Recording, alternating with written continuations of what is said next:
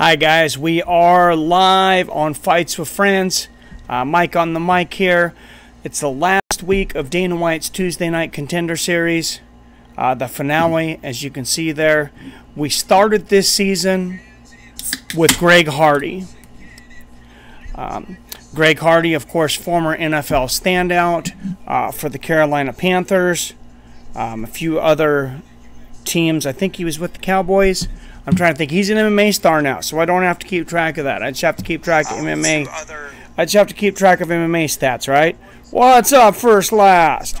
You were first earlier. I'm sorry, I was trying to record something, and OBS, I misconstrued the command and started streaming. So for that second of a stream earlier today, that's what that was all about, that minute. So. But I got up a little more content, and you guys seen that because a lot of you commented on it. I'm doing good, man. How are you doing? I got a beer in my hand, a microphone on my stand. I'm happy. This is where I like to be. What's up, Pablo? What is the first combat?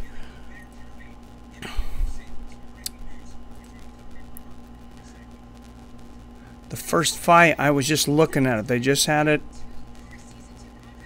They just had it up. Apparently, there was an update that I missed. They were updating. I think that the fight card may have just changed. Let me make sure I get that update. Laura Sonko was talking about an update on the card. What's up, Pinhead Bob? I'm glad you're doing good, first last. Thanks for coming in. What's going on, Jason Azevedo? One of our new moderators. So that wrench there, if you get out of line, he can smack you with it. Jason's been here for a long time. I appreciate him. I appreciate you taking over the duties, that Jason. Panhead Bob crawled off the road for a break, and there you are. Well, sweet timing, man. Yeah, just in time for this. This is starting in just a minute. They'll be having the first fighters come down. Looks like you just asked in the first fight of the night. We're getting light heavyweights coming out of the gate. Dennis Bryant, Kennedy,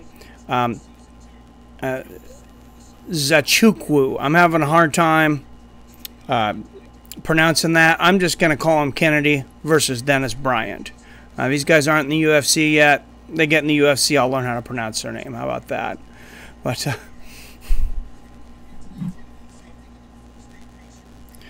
there's a preview. If you're watching on UFC.tv, it's showing the first round knockout from Greg Hardy over another former NFL standout that first week. Very impressive. Big left and right hook. His opponent tonight, though, is going to be Tebaris Gordon. Tebaris Gordon experienced 3-0, 3 knockouts himself. He's a big guy. He had to cut to get to 265, and I want to say he's only like 6'2". He is a huge guy. He's got big hammer fists and shots. I expect him to give Greg Hardy a challenge tonight. Jason, haha. First last, I called the fights good on Saturday. Mighty Mouse lost. TJ won by KO. You did good, my friend. Yes, cool. Well, I'm glad you found me, Panhead Bob. Here's Kennedy coming down to the cage right now. First fight, like I said, light heavyweights, 205. He fought already on the Contender Series. That's something cool that they're doing in this is if Dana White's handing out a lot of contracts, but there's been so many good fights. I mean, there's been almost no fights that I don't know if there's been any bad fights. There's been almost no fights that you couldn't give a guy a contract for. And it's absolutely amazing. So some of these guys that have fought before in Contender, they didn't get a contract that week because 2 or 3 other guys got it, but Dana's bringing them back for another shot. I called free the El Chapo account. Apparently Stewie is going as Darren now. Oh my God. I ran out of nails, so I may hang out a bit. All right, sir. Well, hey, take a break. You've been working too hard. It's hot outside. Where are you at, man? It's 85 in Seattle. I can imagine what it is in the rest of the country. You don't want to get heat stroke. You need to sit and watch Fights with Friends. Would have won a lot of money. Says yeah, you would have. Cejudo was a big underdog. I want to say as big as 6-1, depending on who you bet with. And there's the fights for tonight. If you can see him, Junior Coghran versus Alex Gilpin, Kennedy versus Dennis Bryant, Bobby Moffitt versus Jacob Kilborn, Joe Lowry versus Devontae Smith, and of course Greg Hardy versus Tebaris Gordon. We got two featherweight bouts, a light heavyweight bout, and of course our heavyweight bout. We got featherweights coming up first. We don't really need featherweights, but you get a lot of impressive bouts out of them. We need light heavyweights and heavyweights right now, especially with Daniel Cormier, the guy tying up 2 divisions, about to retire, definitely within the next year, it sounds like. Yes, Saturday night was good. Saturday night was awesome. It was my best stream ever, 62,000 views. You guys were absolutely incredible. Also, my best revenue, best advertising money, best everything. So, best week of this show. And you guys were here for it. It was awesome. We also got like 400 and some new subscribers. I mean, in a 5-hour span, that's insane. Panhead, south of Portland, 85 degrees in New York City. Is it super humid there like it is here first last? Jay says, great news. Yeah, it was great news. It was a lot of fun. It was a good week. Yesterday was really cool. Today, who wins? I think Greg Hardy pulls it out. I think the dude is so super athletic. The guy he's going against is tough, but I think Greg Hardy will win the main event. You can only go up, says Jason. Exactly, man. And the best is yet to come for Fights with Friends. Panhead Bob, comment of the night so far. Yes, humid. Just finished raining. Still hot. It's 85 and it was just... Oh, God, I can't stand hot rain. And it's like 85. I just bought a new set of speakers for my computer, but I have to get behind and reconfigure everything, and I haven't been able to put them on yet, so I have a really low speaker that's built into my computer. So I have to turn my air conditioner off for the stream because it's right by me or I can't hear it. So I might be sweating a little bit, but it's worth it. No, you know we're getting big. When it was very cool, I walked into the O'Reillys. What was that, honey? A few days ago? Yeah. A few days ago, yesterday, we walk into the O'Reillys here in Lake Stevens. And I go in to get a quart of oil. And as soon as I walk down the center aisle, a guy runs up to me. And he's like, Fights with Friends! You're Mike from Fights with Friends! And it was so cool. His name was Thomas. He just moved here from Tennessee. Really cool guy. Anyways, he's like, hey, I want to take you out, buy you a beer. He gave me his card. I will get together. But it's the first time anybody actually recognized me from the show. So that was very cool. That kind of made my day. I'd been honestly having a little bit of a rough day before that, and it was kind of a blessing. Well, I'll go through it with you guys. We're all friends here. My company went through some downsizing and things, and I had just gotten laid off probably about 2 hours before that. So obviously I was feeling a little down. I was looking for something else that gives me more time on the channel, but I was definitely feeling down. And to see a fan, so, you know, to get excited and recognize me from this just shows us that we're doing something here, and it really turned what was turned into a crappy day into a good day. Alex Gilpin, 6-fight win streak, finished 8 of 11 wins, 3 wins by knockout, 5 submissions, combined record of last 4 opponents, 37 and 15. This guy is not fighting cans. If you don't free Chapo, this whole ship will sink.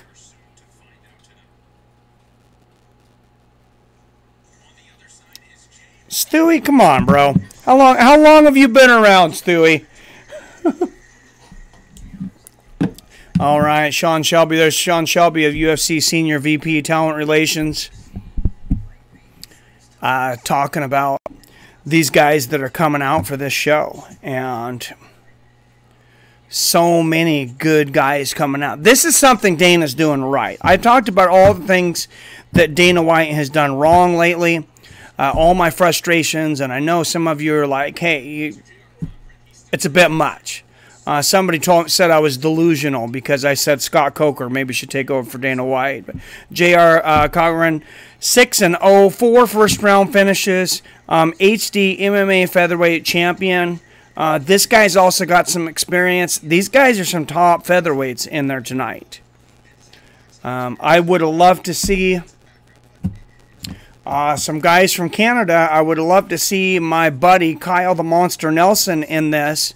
But hopefully we can get a hold of somebody at the UFC. Dude is a killer. You've seen him on the show before, possibly. Fights start right now, man. J.R. Cochran, 24 years old, 5'7", 145 pounds, 71-inch reach against Alice Gilpin, 26, 5'7", and he's going to have about a 2-inch reach disadvantage. Referee Chris Tognini. So fights are starting right now, ZM Clan. Chop will dig a tunnel right underneath that curve. I'm pretty sure it's not that important to get into my chat room to dig a tunnel, but nice 1-2 from Cochran out of the gate. Oh, big right hand from Cochran already. Cochran in the dark blue shirts, Cyan in the light blue. Oh, big Achilles low leg kick from Cochran there. Oh, and a nice front kick to the chest. I haven't seen anybody do that really effectively in a while. And he throws a nice oblique kick. Oh, and a nice jab and right hook over the top. Cochran's looking sharp in the first 30 seconds. He's landed some very accurate shots. Gilpin goes for Superman punch, then grazes Cochran with a left hook. He blocked most of that. Oh, nice right hook. Nice timing from Cochran. Gilpin hasn't even had a chance to get warmed up or find his bearing. Cochran just came out lighting him up. Gilpin throws a couple right hands. Cochran, nice defense. Lands the sneaky straight right there. Nice leg kick there from Gilpin, and maybe Gilpin can slow this down a little bit and get his bearings and make this into a fight. A nice right hand over the top from Cochran. A couple straight lefts from Cochran. Nice low leg kick from Gilpin. Oh, big right hand from from Cochran, excuse me, and then a spinning kick to the body. Couple oblique kicks. Nice left hook from Cochran and a straight kick to the body that lands. It's really nice to see somebody throwing a lot of kicks and landing them accurately. I mean, not just grazing, landing them where they should be.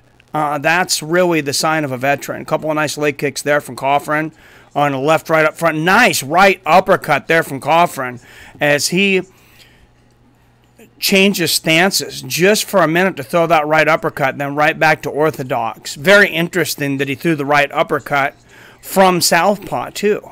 It was just kind of a step move. It was like one step, he's southpaw, next step, he's orthodox. Oh, left hook to the body, right, straight right, and then a left hook to the body for Cochran. He's looking for that liver shot, and he throws that oblique kick to the body. Gilpin goes up, shin kick to the chest, misses, and Cochran makes him pay with a nice leg kick and a hook to the body. 2:20 left in this first round. Oh, beautiful straight side kick to the face from Cochran, and Gilpin comes back with a leg kick and a 1-2 of his own that land. These guys are both hitting the mark. Gilpin misses a wheel kick there. 2 minutes left in the first round. Nice leg kick there from Gilpin. Overhand right from Coffin. Goes over the top of Gilpin. Nice head movement. Oh, Gilpin lands 2 hooks to the body and a nice leg kick. He throws some sharp, low leg kicks.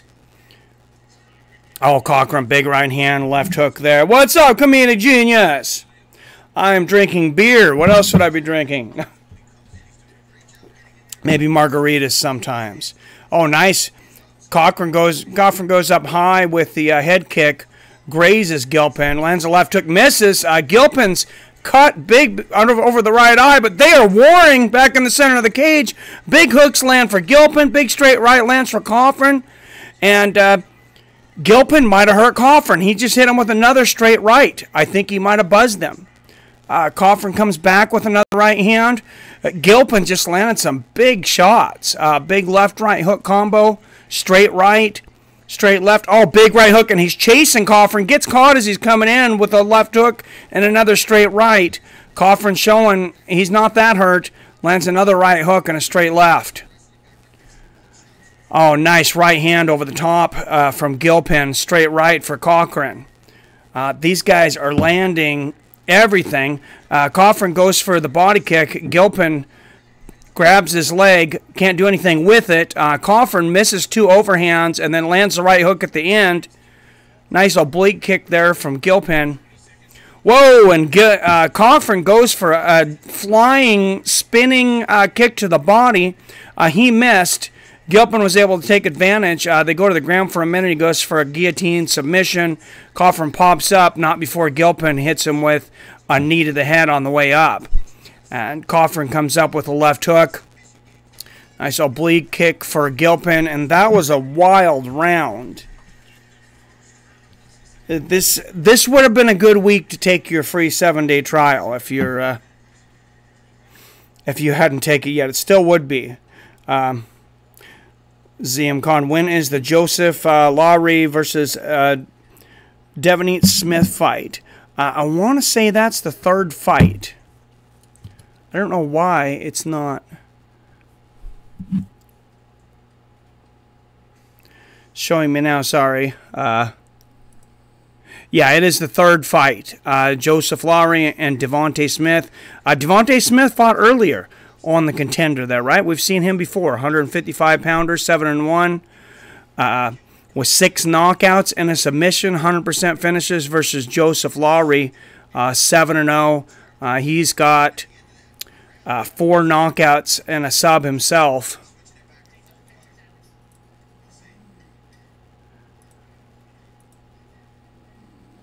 And we go into the 2nd round after an action-packed first round. Comedic genius. What are we drinking tonight? We are, like I said, we are drinking beer. Nice 1-2 to start off the round from Cochran. Oh, nice combination. 1-2 and a right hook leg kick combo from Cochran. Oh, he's throwing some brutal low leg kicks. Oh, Cochran lands another one there. Nice straight left from Cochran. Oh, that big right uppercut landed for Cochran again. And a left hook. He landed from orthodox that time. He had been in southpaw, switches to orthodox for a minute, throws the right uppercut. Last time he switched from orthodox to southpaw to land the right uppercut. A lot of different looks tonight. Nice right hook lands for Gilpin. Cochran counters with a left hook over the top, though, and lands a hard leg kick. Sorry about your girlfriend, comedic. They should make a super... Oh, my God. Oh, nice 1-2 there for Cochran. Gilpin goes in for the takedown. I'll get to your comments here in a minute. This is a super exciting round, though. Cochran pops back up, and Gilpin slams him back down to the ground. He is in Cochran's guard now. 3.5 minutes left in this 2nd round. And Cochran dominated probably the first 3-4 minutes of the first round. Gilpin was coming back. He's taking most of this round. He's going for an anaconda choke. He might have it. Gilpin has got this very tight. Cochran's a tough dude. He's not going to want to tap. He may go out. He punches. There's an arm in there. It's kind of a hard angle to see exactly how deep he has it in. But Coffin has not been, and Coffin pops out. Oh, and that is it. Coffin taps.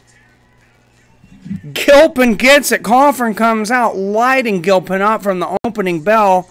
Gilpin weathers the storm and catches Coffin with an anaconda choke. That was incredible. Job B says, when does Greg Hardy fight? There's only 5 fights altogether, so depending on how long they last, around an hour and a half-ish. 3 more fights, and then Greg Hardy. Probably an hour and 15 minutes to an hour and a half. Nice start to a good night of fights. For sure, Panhead. And he says, comedic genius, he'd watch. What is your prediction for Joseph Lowry and Devontae Smith? I picked Devontae Smith on that one. What's up, Adrian Longhorns? Says, what's up, people? Meet a Genius says, see Mikey Bob's then.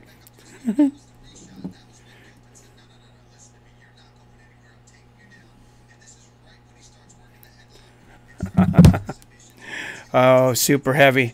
They can't even find 155-pound women to fight Cyborg. Or 145, excuse me. There is no 155-pound women's. 145. Why Devontae Smith? I remember seeing him before, and I just liked his combinations. I liked his style. I honestly don't know as much about Joseph Lowry.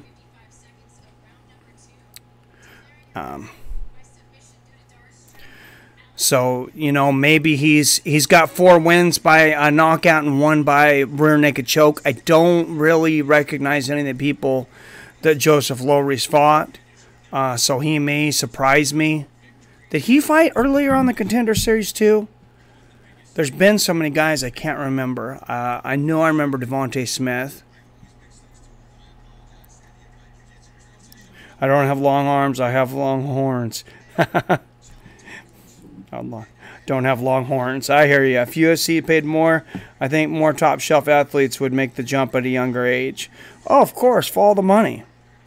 It is because Cyborg is a transgender woman. Yeah, you know, her physique and her, you know, failure to be able to pass drug tests in the past, I'm sure does not help her to find an opponent. Community Genius says, go to the Midwest for the super heavyweight. All they need is a 1-minute round. Who wins Conor against Khabib? Your thoughts? Man, that's... Obviously, you know, it depends on what happens. Conor's obviously the better striker. Khabib the better wrestler. My gut says that Khabib grinds it out. Possibly wins by ground and pound as Conor gets tired later in the round. But I do worry about Khabib's stand-up. And Conor's is one of the best in the featherweight division, if not the best ever. I mean, not only he has power and he has supreme accuracy. So it's going to come down to who executes their game plan better. But I'm going to say Khabib.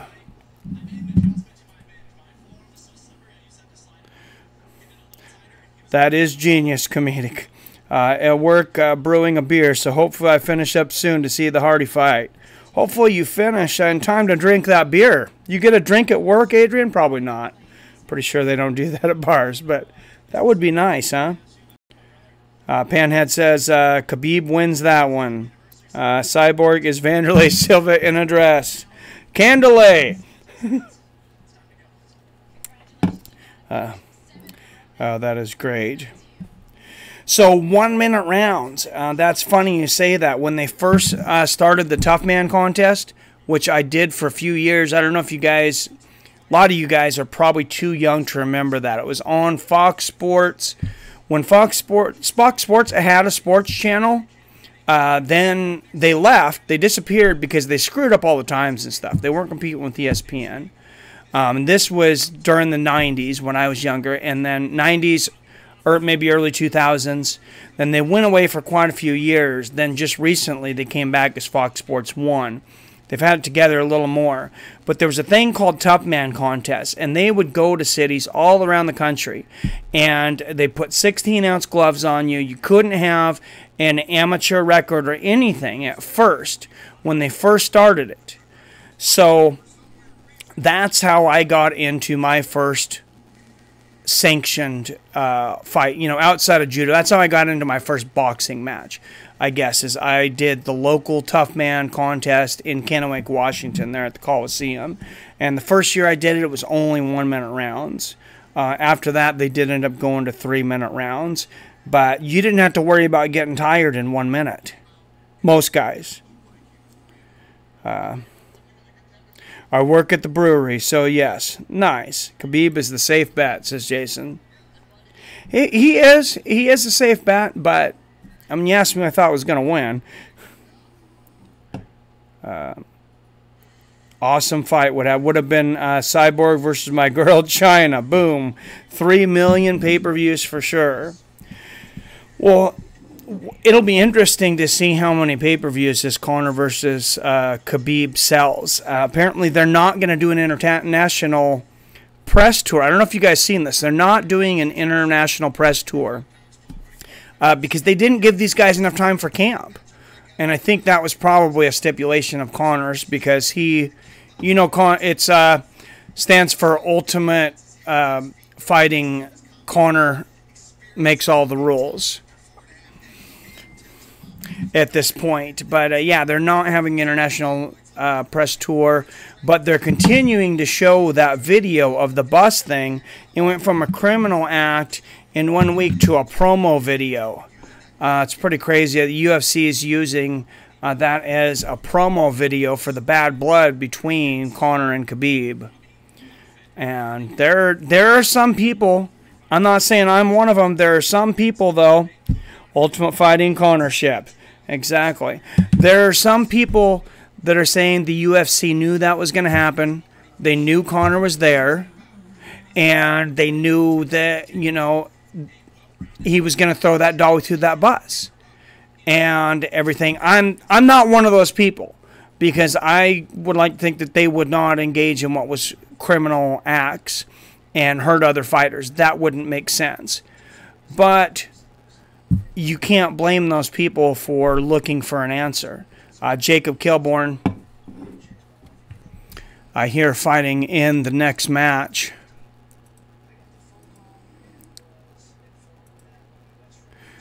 It's going to be, well, they're showing Jacob Kilborn and Bobby Moffett. They may just be talking about Jacob Kilborn. They're out of order if Jacob's next.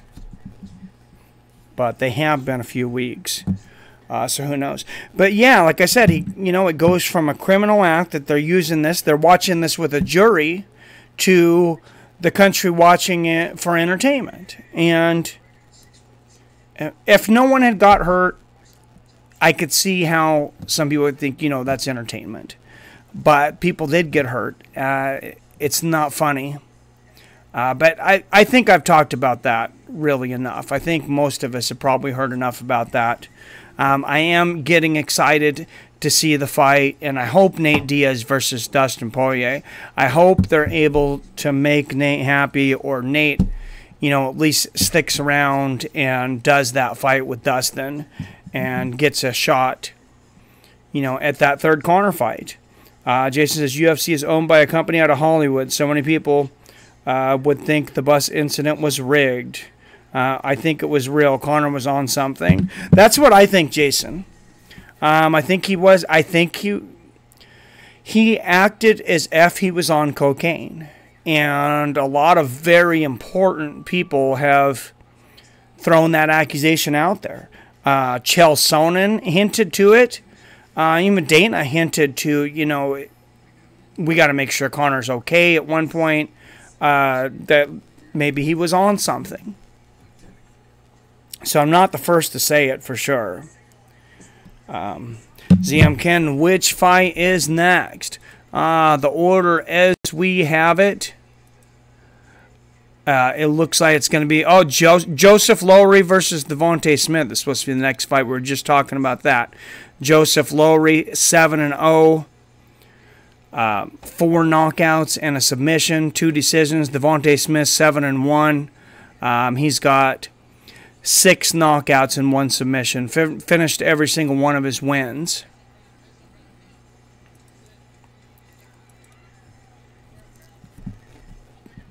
And that'll be an interesting one for sure.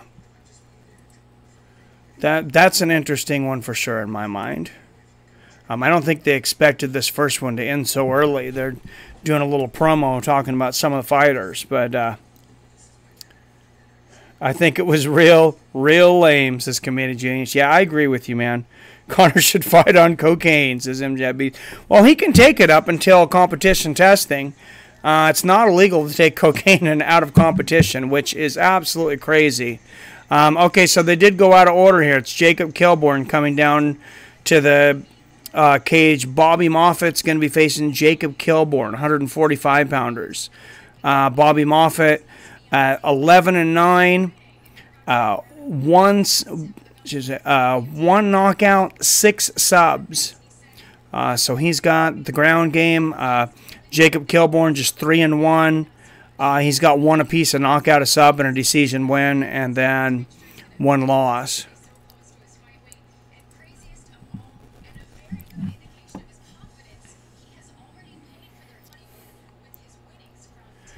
Jacob Kilborn's not quite in the cage yet. He's walking in right now. 3-fight win streak, 2 wins by knockout, 2 by submission. Judo and karate black belt. You guys know I like my judo. It's entertaining. So Jacob Kilborn, depends on what dojo he went to, but I know a lot of sports give black belts out like candy. Judo and jiu-jitsu are generally not sports that do that. You've seen some very high-level jiu-jitsu guys at brown and even purple belt. Bobby Moffitt out of Harvey, Illinois, making his way to the cage right now.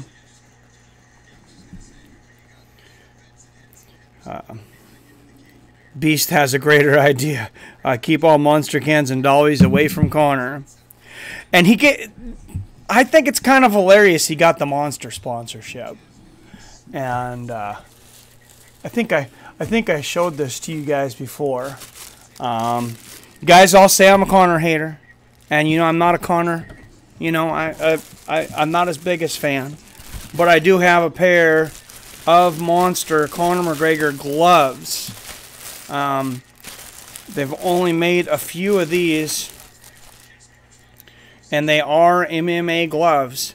They got everything on here. You see, not for resale. So I had to, I made a special deal with one of our vendors to get those. He knew I was a big MMA fan. So, what's up, Peter Ornerny?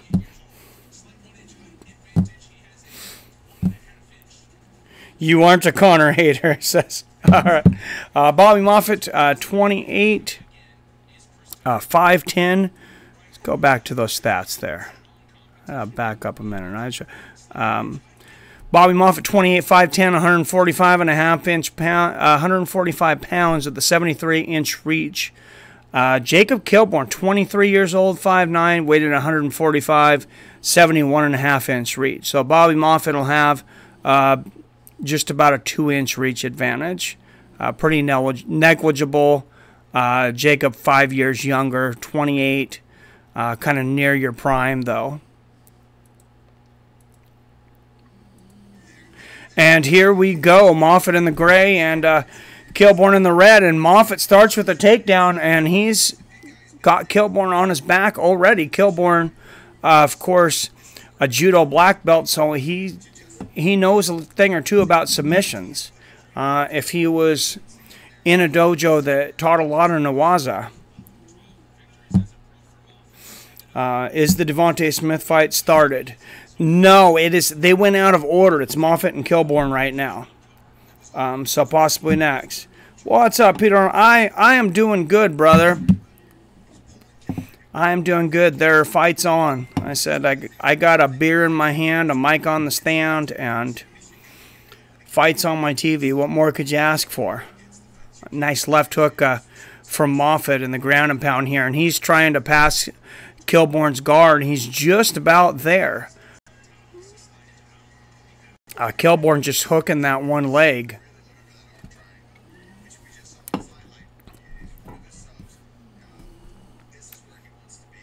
I said Moffett close. Kilborn doesn't have an issue with being on his back there. Bit of a submission expert. So we'll see if we'll see what he can do to transition out of this. Moffett landed some ground and pound, though, as Kilborn tries to get to a better position. Kilborn very close to getting the mount or the back.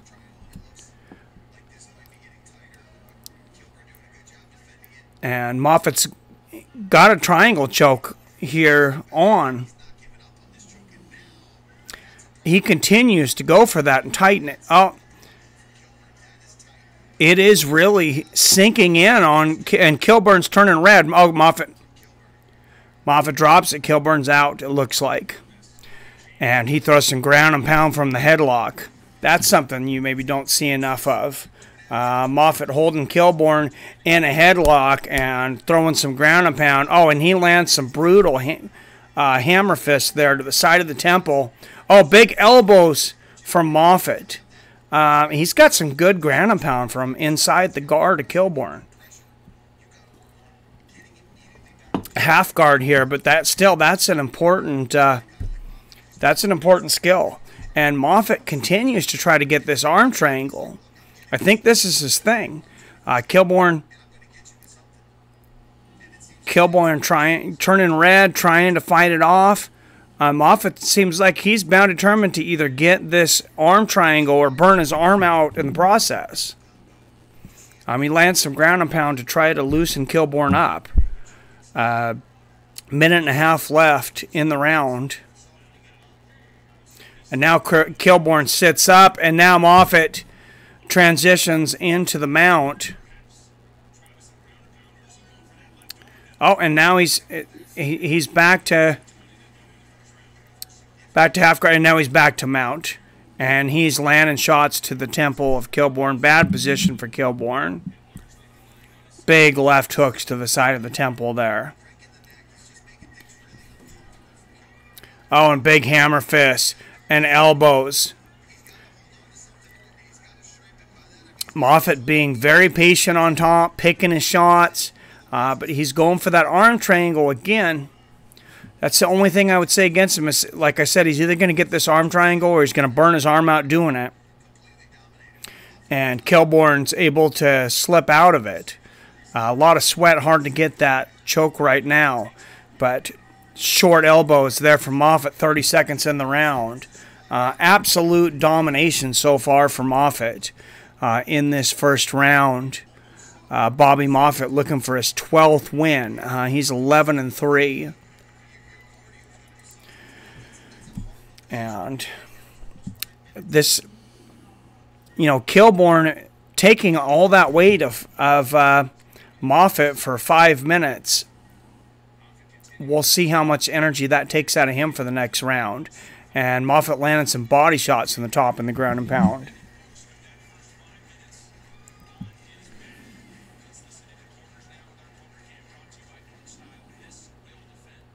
Oh, fights on UFC Network. Yes, they're on UFC TV. The gloves signed by Conor. No, they are not signed by Conor. It's the, what do you call it? The print. The print signing. I'm not sure what they call it, but yeah, it's just like painted on. They make copies of it. There's a name for that. I can't think of what it is.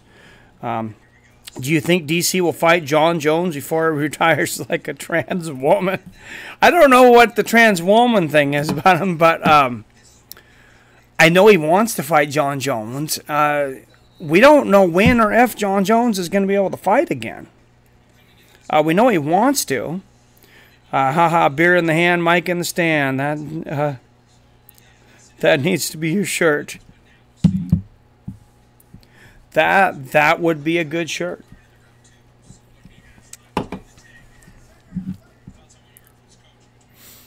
What's up, Dr. DT Abyss?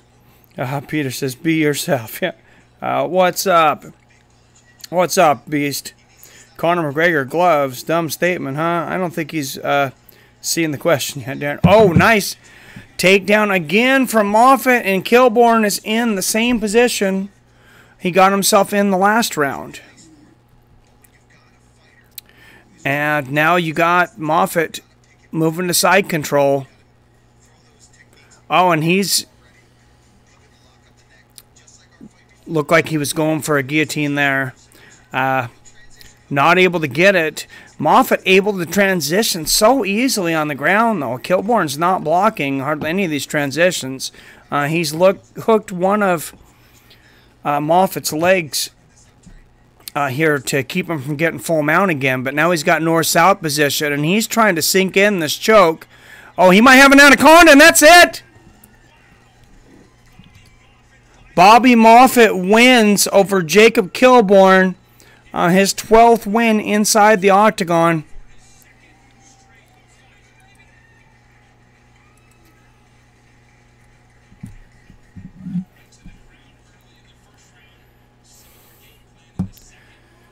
That was a very dominant performance. Oh, I don't think he's seen the question yet, Darren, huh?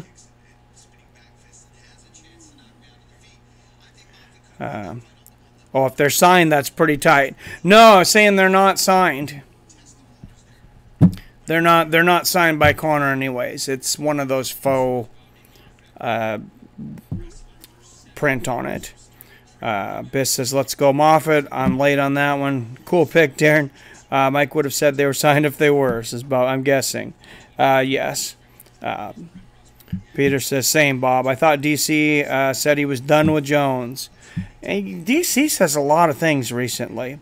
Hell yeah, Moffitt. Hi, Mike. Who do you think will win Woodley Till fight? What's up, Andres Jimenez? How you doing, man? I think Woodley wins that one. I think he exposes Darren Till's poor wrestling. If he utilizes the correct game plan, I think he will. I think he goes out there and out-wrestles him, beats him up, possibly knocks him out. They look like they could be brothers, says Jason. I had a north-south going on this pizza and blunt. Nice. DC is fighting Brock or Stipe. Let's see after that. Yeah. Did you guys see DC came out after the Demetrius Johnson-Henry Cejudo fight? And he said, if defending your belts a record amount of times doesn't get you an immediate rematch, I don't know what does. So Stipe, classy as he is, just retweeted DC's statement with like a and like 55,000 people got it.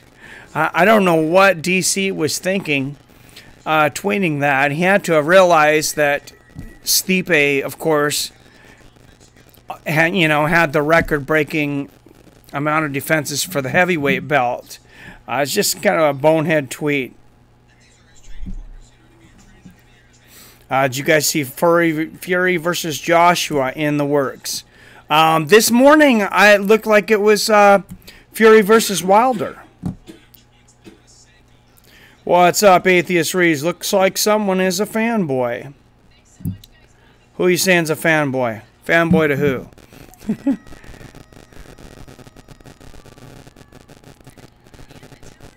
Bobby Moffitt is excited.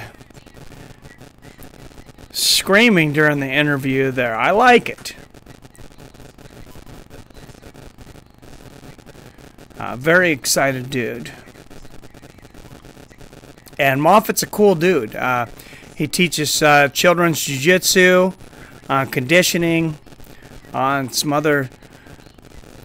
some striking, but mostly concentrates on jiu-jitsu. He was the WXC featherweight champion. And we'll see. I don't know if he's going to end up getting a shot in the UFC with this performance. It depends on what everybody else looks like. But if he doesn't tonight, I'm sure he's definitely going to get another look from Dana.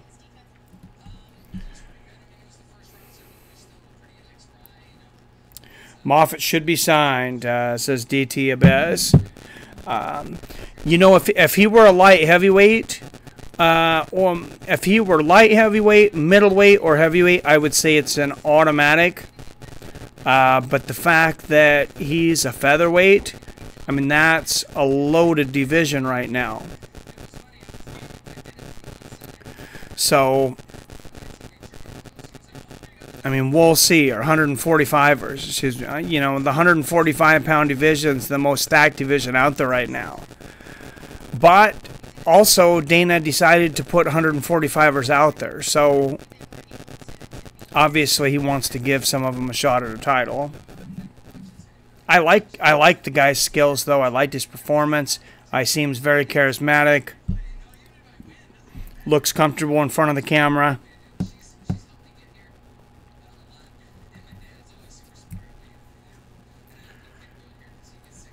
Biss says that's true. I think DJ deserves the rematch. Yeah, come on, Henry Cejudo. I mean, maybe it was a, you know, in the moment thing to call out TJ Dillashaw, but it's like, really? I mean, DJ just defended that belt 11 times. He gave you 2 shots at the belt, and you call out TJ Dillashaw? Come on, man.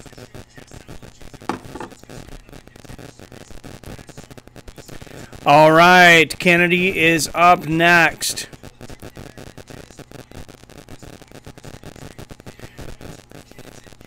Into my Kenny Zakuwu versus Dennis Bryant. We got 205ers coming up next.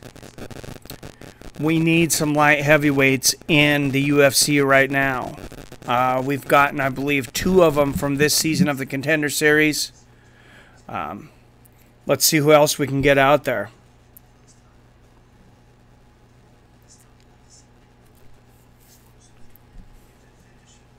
Oh, ZM Can, sorry, which fight is next? I think I just answered that if you listen. Kennedy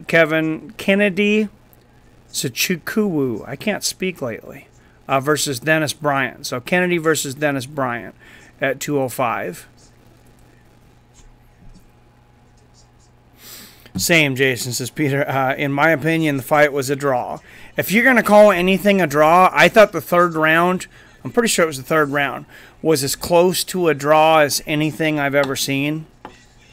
I never call a round a draw. So the 3rd round was a draw. There was a lot of close rounds. You easily could have called that a draw. Doesn't make sense that they don't, says Peter.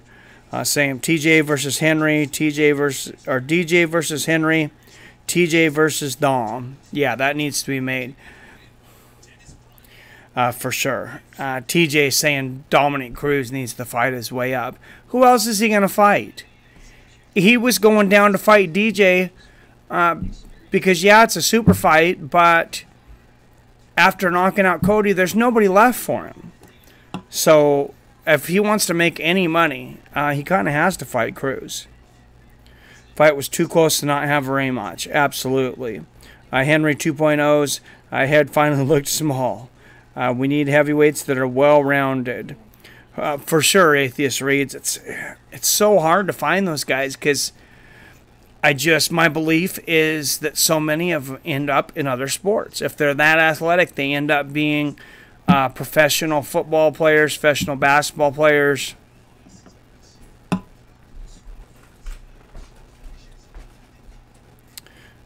Usually his head looks monstrous. He balanced out. He balanced his body out. Rest of his body out with his head.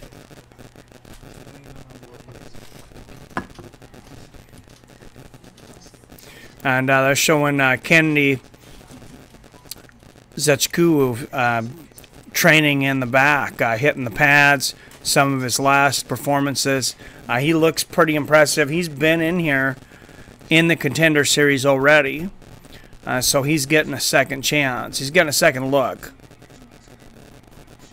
And that's happened with a lot of these guys. A lot of these guys, they put on really good performances, and they're starting to have to make it to where sometimes one performance isn't enough. You get on the Contender, you win, and either you get a contract or you get called back. if you're impressive.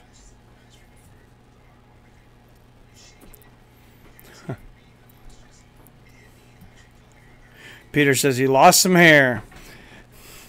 Yeah, I guess that would make your head smaller. People said that Cody needs to grow a beard. That might help his chin out some. Dennis Bryant here. I think his beard, I'm looking at him, it's got to be 6 inches thick. Kennedy's going to have to hit him with a sledgehammer at 205 here. And it kind of surprises me that I don't think anybody's really addressed facial hair in MMA. But it can be such an advantage, and I don't see many points really where it can be a disadvantage. I mean, you can scratch somebody's face up with it when you're on the ground, up against the fence. You can take a punch harder. You have padding. You have that big of a beard, and this guy's got a huge beard if you can't see him. I mean, he's got literally 3 inches of padding when he gets hit.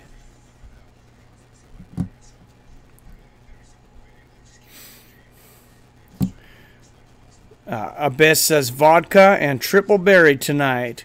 That sounds tasty, my friend. Peter says, I just bought a 5th of vodka last night, but I'm finishing off the last of my beer right now. Can't find chin with beard. Yeah, it's a huge beard. And see, in boxing for years, they did not allow a lot of facial hair. And I remember them making, I think it was John Ruiz, the night before at the weigh-in, they made him shave. And he didn't have much of a beard. They made him shave it to a really short length. I think it was before the James Toney fight. Peter says, my mom has 3 chins. Shouldn't be making fun of your mom. Come on, man. It's not nice.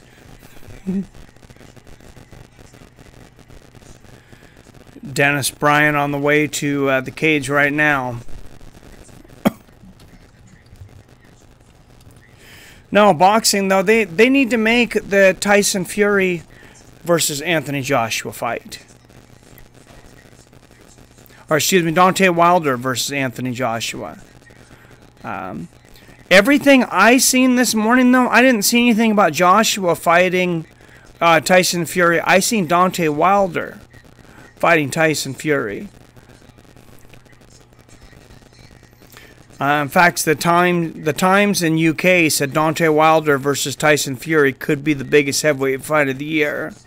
Up to this point, it would be, and it's the only belt that Tyson Fury hasn't won yet. Now, the WBC is saying Dillian White was the mandatory world title contender. Now that Tyson Fury says he wants to fight Deontay Wilder, within 24 hours, the WBC changed their mind. Now, all of a sudden, Dillian White is not the mandatory contender. Boxing's shady. Boxing's super shady. Just kidding. She only has a beard. Okay. Short hair and clean cut on face night should be rule. Yeah, I agree. I mean, if I was in there, if I could grow a beard, hell yeah, I'm growing a beard. And I mean, I guess everybody can. Kennedy, undefeated, 5-0, 3 wins by knockout. He appeared on episode 7 in season 1 of The Contender. Dana White wanted to get another look at him tonight. I agree. Wilder versus Joshua, says Abyss. Peter says same. Yeah, I think that's the biggest fight in boxing. It should be bigger than Alvarez Triple G even, I believe. I don't know if it will be because they're going to get a huge showing from Alvarez and Triple G being on September 15th, Mexican Independence Day. Kennedy, 26 years old, 6'5", 205 pounds with an 83-inch reach. Dennis Bryant, 32, 6 feet tall, 205.5, with just a 71.5-inch reach. That's right, an 11.5-inch reach advantage for Kennedy. Herb Dean is the referee. This could be quick. That is a ginormous reach advantage, 11.5 inches. And that's like half an arm length. Straight right for lands for Bryant out of the gate, though, and a left hook. Bryant in the blue, Kennedy in the brown shorts there. Kennedy lands a straight right coming in. Bryant lands a left hook and a kick to the leg. Nice left hook there. Nice left hook for Bryant. And big straight right for Kennedy. But one of the criticisms of Kennedy has been that he's too nice. He doesn't have a killer instinct.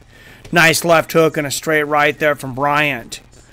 A lot of people said that about Uriah Hall. And he had some brutal knockouts eventually, though. Maybe, I don't think he, reached his full potential in the UFC, or at least what a lot of people thought his potential was. Kennedy lands a leg kick there, and then hammer fist to the back of the head for Bryant, to the side of the head. Kennedy calls Herb Dean over and says, "Hey, I accidentally hit him in the back of the head." Herb said, "That was not in the back of the head. Keep going." And Kennedy lets Bryant up. So that's what they're talking about, I guess, with that killer instinct. Straight left lands for Kennedy. They're back up now. Left hook and a straight right for Bryant. But weird moment for Kennedy. I mean, he was, tattling on himself, and he had Bryant hurt. Nice straight left there for Kennedy. Kennedy lands the head kick again. And Bryant is down. He's landing a big hammer fist, and that is it. Kennedy is out of here. Dennis Bryan is out here. Kennedy is in. I believe that will put Kennedy in the UFC. Like I said, he was in there before that first season, week 7. He was impressive tonight against 5-1 Dennis Bryant. I think that puts him on a card.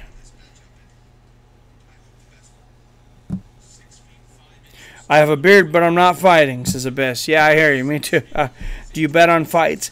I don't bet on fights. For one thing, I'm poor, but they're just too hard to call, man. I would probably bet on some of the Bellator cards before I bet on the UFC, because some of them are a little more predictable, and I think, at least for the hardcore fans that do their homework, and I think it's a little easier to surprise Vegas sometimes on the Bellator cards, because there's been nights that I've swept the main 5 fights on Bellator, but UFC, I'm wrong on fights all the time.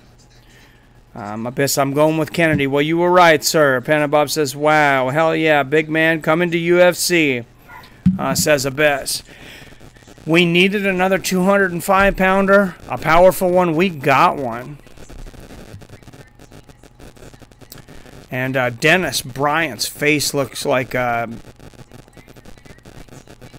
he ran into a cheese grater or something. The side of his face is all chewed up. And Kennedy just kind of raises his hand, goes over and makes sure to hug his opponent. Not a whole lot of celebration here. Winner by a minute, 48 seconds of the first round.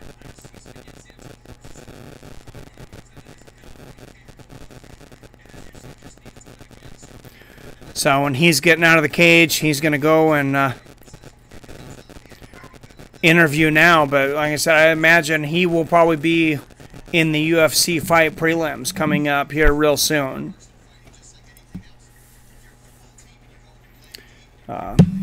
CM, which fight is next? I'm not 100% sure because they're going all out of order.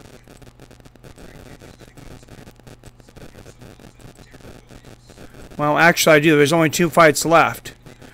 So it's got to be, it's Joseph Lowry versus Devontae Smith next at 155. And Laura Sanko is saying he was, this guy was very frustrated by his opponent performance the first season. He did win, though. He's 6-0, 4 wins by knockout.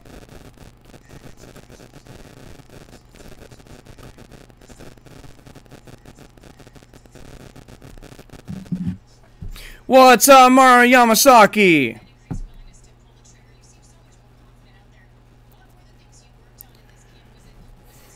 Just got off my ship. What's up, my brother from another mother? I'm doing good, man. How are you? Friendly bet. I'm going with Smith.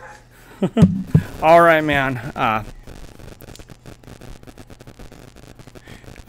actually picked Devontae Smith in this one. I'm on the same side with you, though. But will the fight be airing on here? Not on this channel. Sorry. Even though it's Fight Pass, I can't air it. They'll take my channel off right away. I got to get up real quick, guys. Be right back.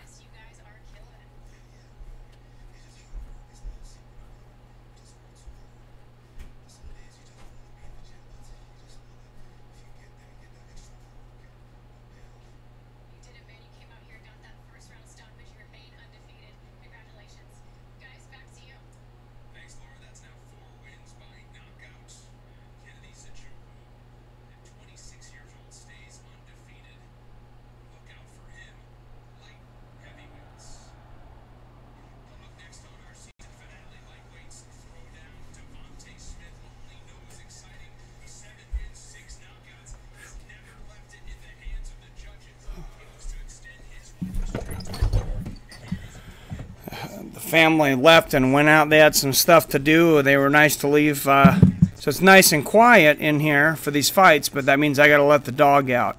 Joe Lowry, 8-0 coming into this one.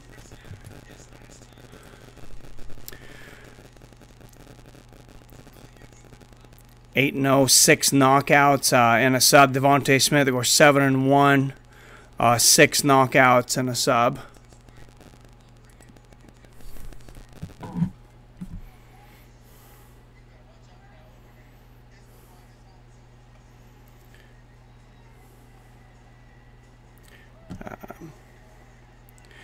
Anyone else says the best? Yeah, I don't know. I wish I was on the other side with you on this one, but I just don't know enough about Joseph Lowry. I remember seeing Devontae Smith.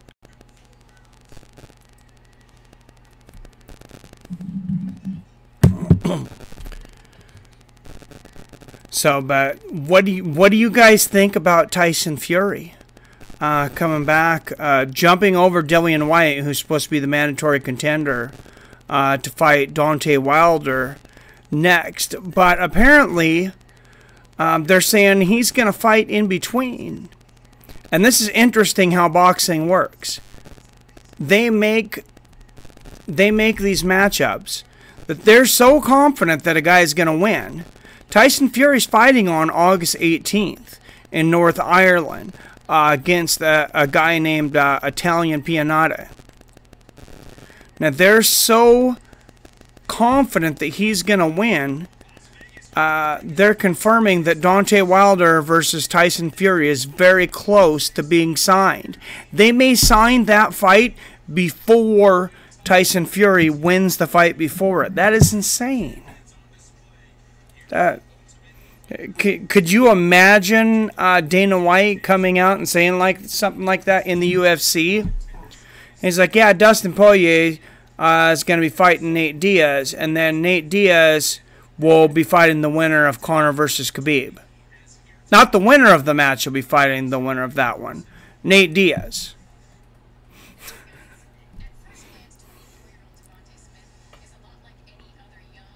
Is your rookie of the year in UFC? What veteran do you still think has a shot and a title run?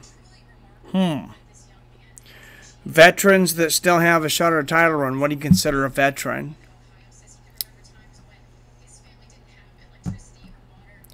I mean, there's heavyweights that they're always live out there. Gus is a veteran at this point. I would say Gus, if you'll give me that one. Yoel Romero, if he would go up to 205, has definitely got a great chance, too. Mario says who? Yeah, I would go with Gus, and like I said, I would go with Romero. Brock has a chance of beating DC, mark my words. Well, he beat Randy Couture back in the day when Randy Couture is a more skilled fighter. He just caught him. He's so big. He's always got a chance. And who do you think loses their belt before 2019 besides Nico Montagna? I think Henry Cejudo loses his belt before 2019. I think DJ probably gets the rematch, comes back with some fury there. I don't think Darren Till beats Tyrone Woodley. I don't see that happening at all. Like I said, I take Khabib over Conor, so I don't see that one. Depends on who DC fights, so that's tough. He's got 2 belts tied up there, though. TJ could definitely lose his belt if he fights Dominic Cruz like he should. That's a really tough matchup for him. That's maybe the best shot at somebody losing their belt there, unless Cejudo fights Johnson again before the end of the year. Next fight has not started. Nate is a glorified gatekeeper at best. I agree with you. I had to let my dog back in, sorry.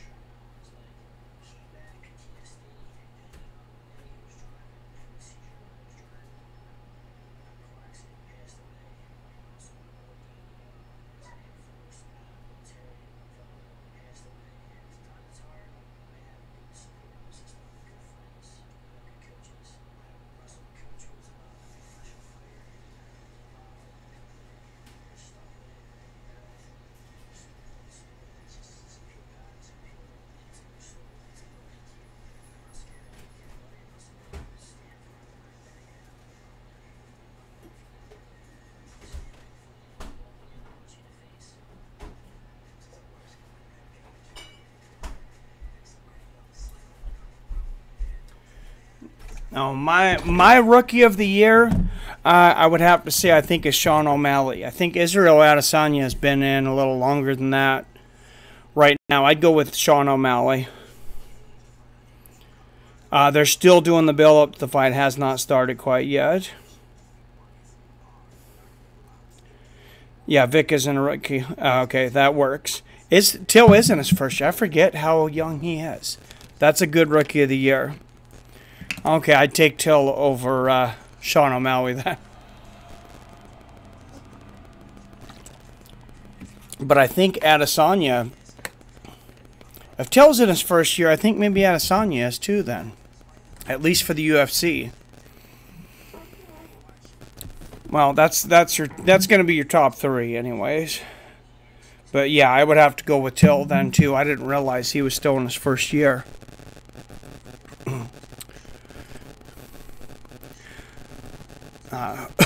These guys, Dana's thinking either one of these guys, he said, could be top guys coming out of the gate in the UFC, Joseph Lowry and Devontae Smith.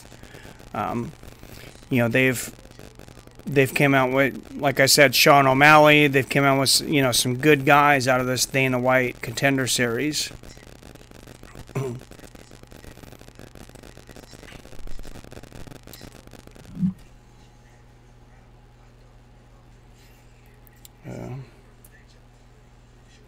I like that kid in Bellator. Oh, is Israeli a rookie?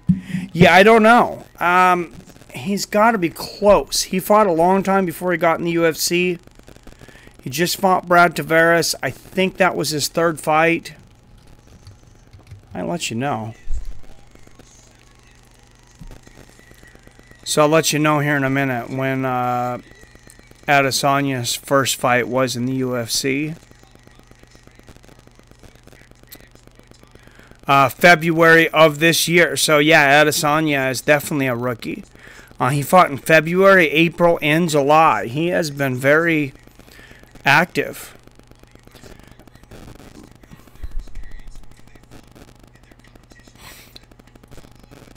And they just said right now, these 2 guys, Joseph Lowry and Devontae Smith, they could be fighting on a UFC fight card right now. Devontae Smith, 3-fight win streak, finished all 7 wins, 6 by knockout. Combined records of last 3 opponents, 21-7. That's a very important thing.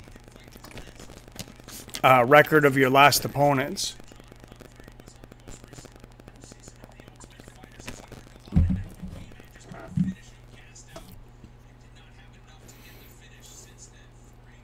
Do I miss Brad Pickett was one of the most underestimated fighters. That guy was in some of the best fights, seriously, in the history of the lighter weight divisions. That guy would just go a million miles an hour. Yeah, he was definitely one of my funnest fighters to watch. Joe Lowry making his way to the cage right now out of Clemington, New Jersey. Who takes the Bellator Middleweight Grand Prix? Who wins, Rory or Gegard? I see Gegard winning that one. And then I think Rory. So Rory's supposed to fight in both, I thought. He said he's going to go up and fight Gegard and then still fight in the middleweight tournament. I got to favor Rory in the middleweight tournament. Does he still go in if he beats Gegard, though? I don't know. Joe Lowry, undefeated, 8-0. 4 wins by knockout. A combined record of his last 5 opponents, 33-12. Not bad. He's not taking on cans. Or both fighters in cage. Yeah, the second one just came in. This is Gegard. Dream match, Stephen Wonderboy versus Michael Venom Page. I've been waiting to see Michael Venom Page and Paul Daly for a long time. And that fight's finally going to happen. 28-year-old Joe Lowry, 5'10", 155 pounds. Devontae Smith, 25, 5'9", 155. He's going to have a 4-inch reach advantage over Joe, 76 to 72, will Devontae Smith. Referee again is Chris Tognoni. And here we go. Lowry in the gray, Smith in the blue. They exchange jabs at the middle of the cage to begin this match. Smith with the leg kick, and Lowry immediately comes over the top with the straight right and cracks him. Smith throwing that jab out there, and Lowry's already got some swelling around his right eye. I wonder if something had happened in camp. Or less than 30 seconds in, I noticed a swelling on his eye. So I think he may be coming in with some kind of injury from camp. Double jab lands for Smith. He may be attacking that eye already. He sees that. And he lands a low leg kick. Nice left hook over the top there for Lowry. Oh, nice side kick to the body there for Lowry. Just a minute into this first round. Oh, nice left hook. Left hook by Smith there. Touches Lowry with a couple left hooks. Low leg kick for Smith. Right hook over the top for Lowry. Oh, Lowry's starting to find a home for that straight right and left hook over the top. Oh, Smith's really attacking Lowry's eye now. He's throwing predominantly jabs and left hooks. And that right side of Lowry's face is really swollen and cut. Oh, big low leg kick there for Smith. That almost floored Lowry. He lands a big right hand over the top. 1-2 lands for Smith. Oh, big right hand for Smith. His hands are so fast. Straight right for Lowry, but Smith's really beating him to the punch. Nice left hook, straight right for Lowry there, but Smith's got a lot of speed.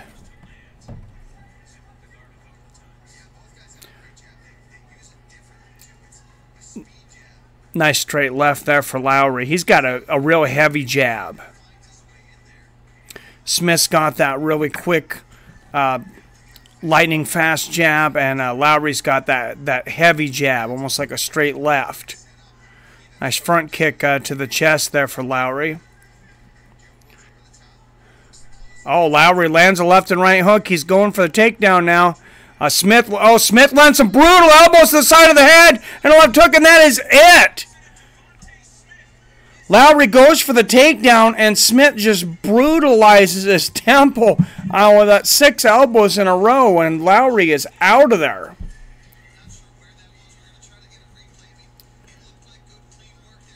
Damn. Best says sick, Mario. Is Greg Hardy fighting tonight? Greg Hardy's next, man. He's the main event.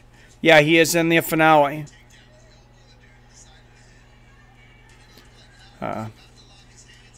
Nice. Sign him, says Dr. Bush. Yeah, definitely. Devontae Smith, definitely. He's got to get signed tonight. That was beautiful. I want to watch the replay here. Lowry throws a flurry of punches, goes down for the takedown, and 1, 2, 3, 4, 5, 6, 7 elbows to the side of the head, and then he lands a right hook at the end, and the referee pulling off of him. Great counter to the takedown.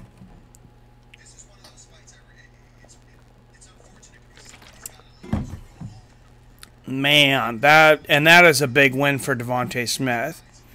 I said that he'll go straight into the UFC. Dana White wanted both of these guys. Who won? Devontae Smith. Oh, thanks. Myra says, "Oh shit, hell yeah, Devontae in beast mode." Yeah, he was. And he's got a huge grin on his face. 2 minutes, 52 seconds of the first round.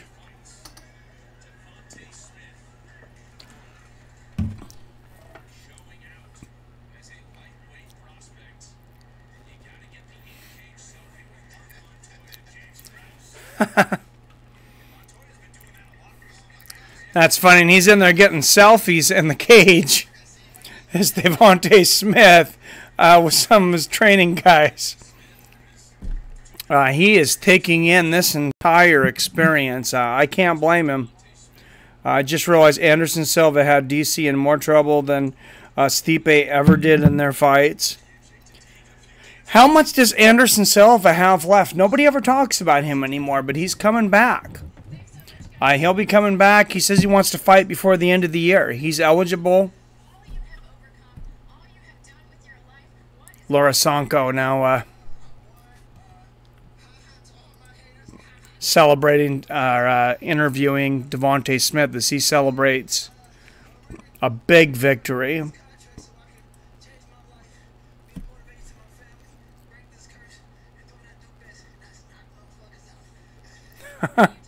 This dude is pumped. He is a huge 155er.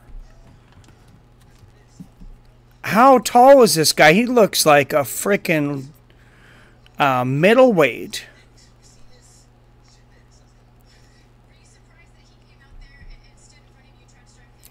So 68. So he's 5'8". He's 5'8". Yeah, he is a huge 155er. He's got to be dropping from 175.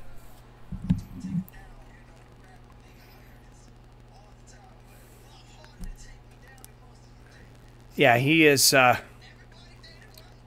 definitely in shape too. There's no fat on that guy, and he's a little bit of flirting with the ring announcer girl, putting his arm around him. He's making a little half a move here, Devontae Smith.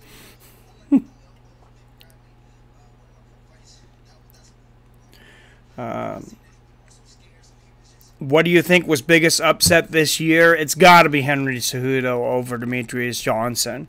The way Demetrius dominated him the first time, and 11 times defended the champion. He got Costa versus Romero. That's a crazy fight, man. I have a really hard time betting against Romero. He's so good. If Romero can make weight, which I don't understand why he's still fighting at 185. I got to take Romero. Ways to victory, Woodley against Till. I think Woodley out-wrestles Till. I think he mixes it up. I think he beats him up, smashes him, and then I think eventually he's got a good chance at stopping him. Costa Juice versus Juice. Says the best. How do you see Woodley beating Till? Like I said, taking him down, beating him up when he stands up too. Woodley by way of wet blanket Mario. What's up, JT? I just got off a plane in Vegas and have to wait to get on the next one to Pittsburgh. Well, thanks for tuning in, man. I'm glad you found me in between. Vegas, I've not been to Vegas yet, bro. People are telling me I've got to go there.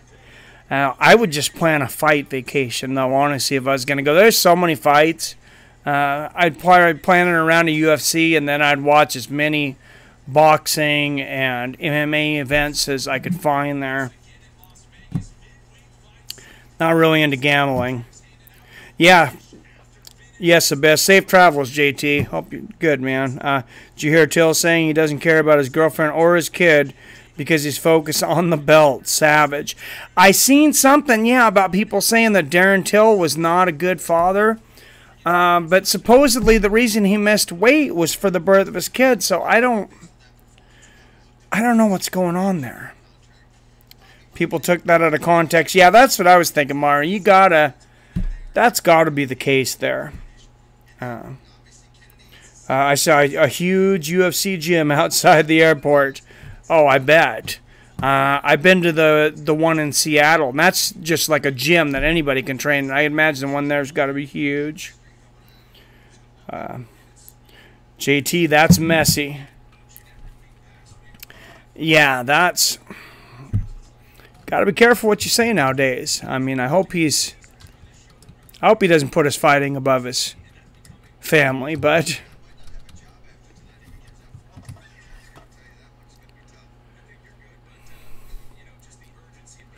But I'm looking at MMA Mania right now. They're saying this is SB Nation says Midnight Mania.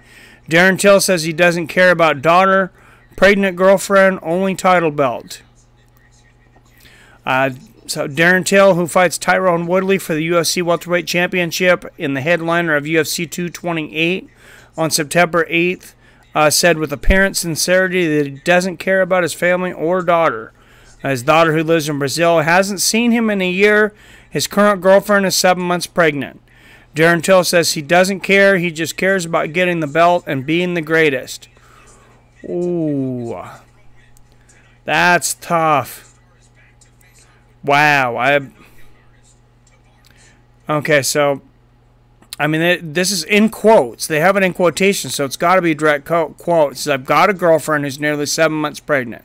I don't really care. I've got a daughter in Brazil right now who I haven't seen in a year.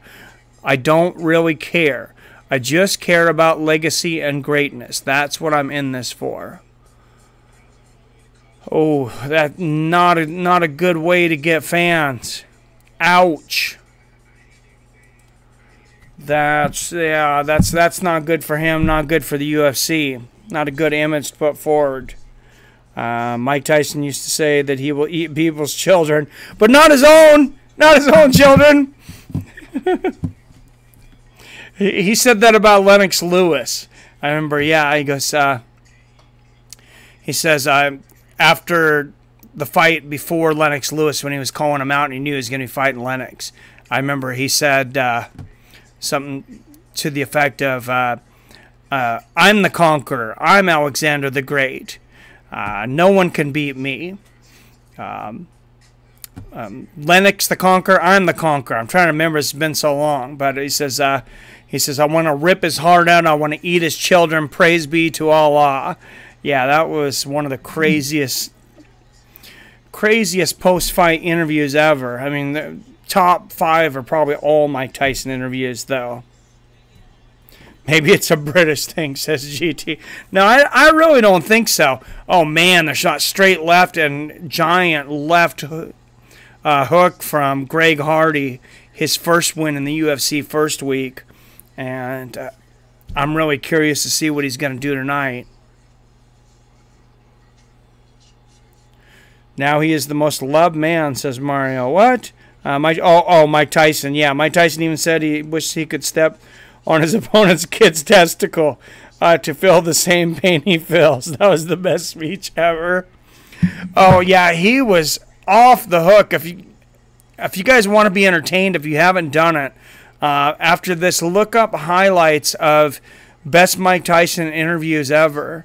I remember that this woman, and obviously very sexist, and I can't imagine what the media would have done with this today, but a female reporter walks up to him. I don't even remember what the question was, and he just looks at her and says, you know, if you don't plan on, I don't interview with women, so if you don't plan on doing a little something, you know, makes a little motion for fellatio, and says, then I expect you to walk.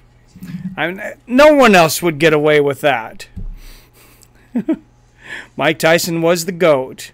Fornicate. Oh, God.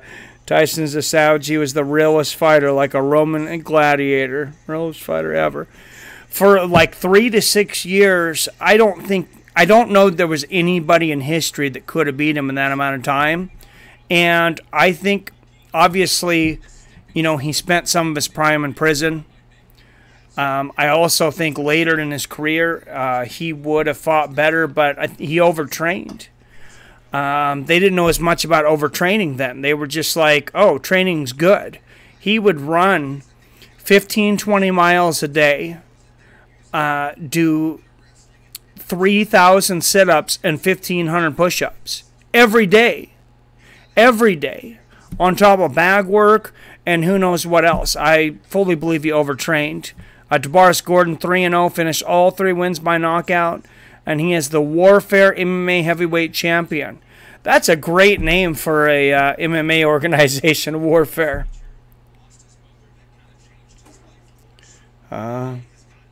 If a woman interrupts, says Maria, you have to fornicate. Oh, God. Abyss says, white boy retired him. Yeah, he retired. He retired himself. I think he was doing a lot of drugs there at the end. But, yeah, he was just a shell of himself. I was surprised, honestly, that Lennox Lewis didn't take him out quicker than he did. He ate so many punches from Lennox Lewis. He blocked almost nothing. And he kept coming forward in that fight. I mean, he pushed that fight. He was trying to win, but he could not touch Lennox Lewis. I mean, I think he punched him, hit him a few times. I watched that fight on pay-per-view. Huge fight back in the day. We had about 50 people in my buddy's basement watching Mike Tyson and Lennox Lewis. Greg Hardy, former NFL defensive end, 2013 All-Pro selection, 2007 NCAA second team All-American defensive lineman. Of course, his last fight, first round TKO.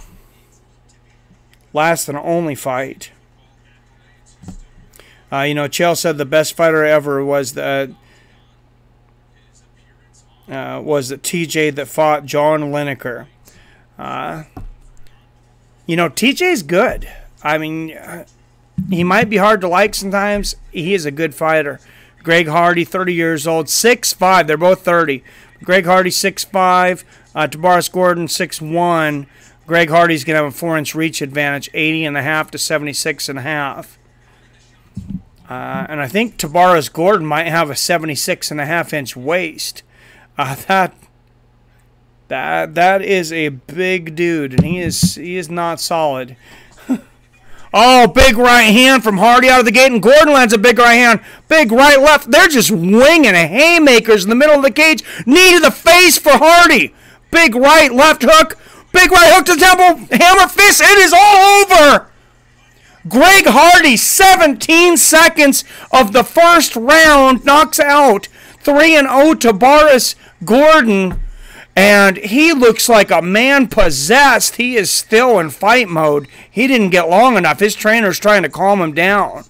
I mean, he's still got that killer look on him. Dana White is grinning from ear to ear. But I would not want to get real close to that guy for a couple minutes till he cools down. He looks like he's still staring Tebaris Gordon down from across the cage. He almost looks like he's mad that he didn't get more work in. Here's the replay of the whole fight. Right hand lands for Hardy coming out. Tebaris landed a right hook. Hardy just a big combination, rights and left hooks. He lands that knee to the head. Tebaris landed one more right hand, and then Hardy gets him with that hook. Big hammer fist. Oh, yeah, big right hook to the side of the temple. This guy is just so powerful and athletic. I know he's 30 years old. He could be the most athletic fighter we've ever had in the UFC. And 2 fights in, I think there's a good chance he ends up being. He still looks pissed. I don't know how many of you guys are watching this on UFC Fight Pass. I mean, he's got the serial killer mean mug going on right now. And Tebaris Gordon's just kind of like looking around like, what's going on? Yeah, that is a savage dude.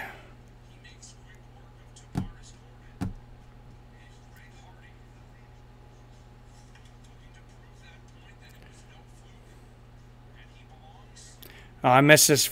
Jason says, I did some research on DC's height. DC is quoted saying he's 5'11" with tall shoes on. He's only like 5'9". Heavyweight champ at 5'9" is damn impressive, for sure. DC is a beast. The best. Going with Hardy. Well, that was a good call. Tyson had a chin and warrior spirit, but that last fight, he was like a librarian. Absolutely. And is this the last fight, or did you just start? Yeah, that was the last fight of the night, man. That was the main event.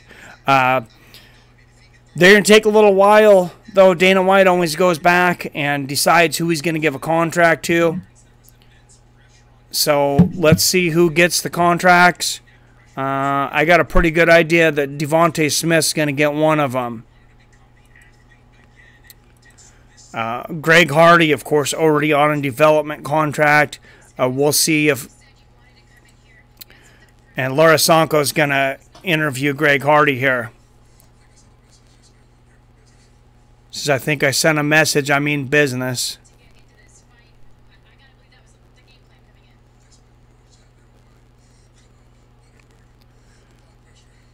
That is a scary human being.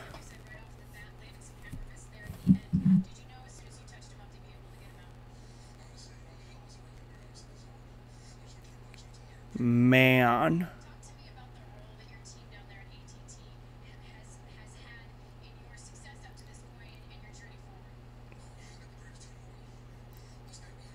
And he's one of the only 265-pound guys that I can think of that is not fat. He's 6'5". He's a legitimate 265er. And there's not a lot to cut there.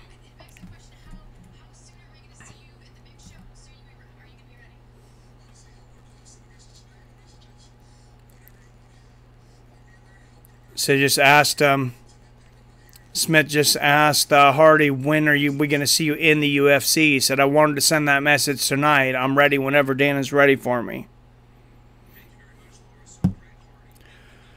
That was one of the scariest performances I've seen in quite some time. The intensity, but to still not be, you know, over breathing, over intense, like Hardy was there. That was scary. That was entertaining, but you can tell he was not in there to fight in a sport tonight. He was in there to destroy someone.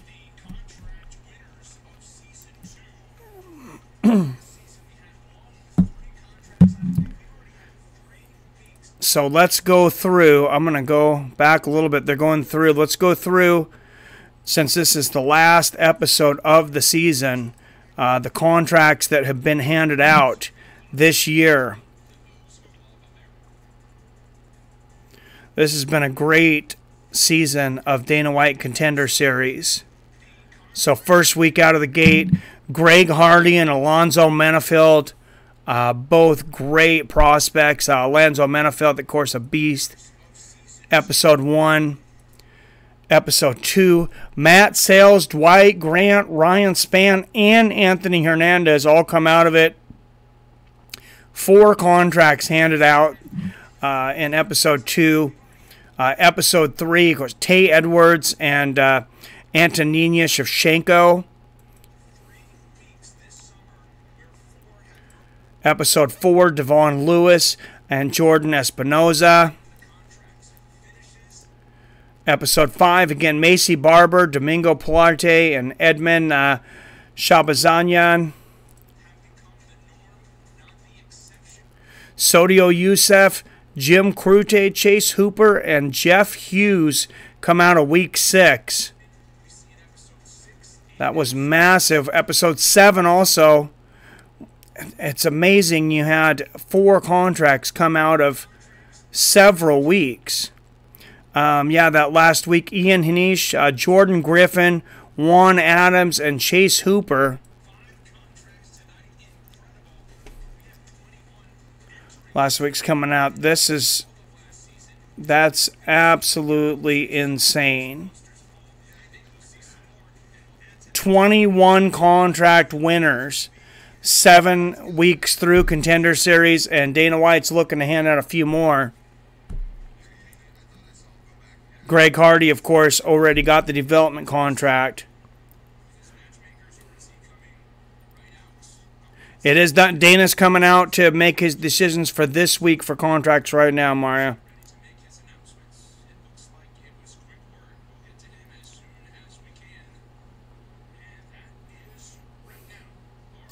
Got some good big men coming to UFC. Hell yes, is the best. All right, here's the announcement of the contracts.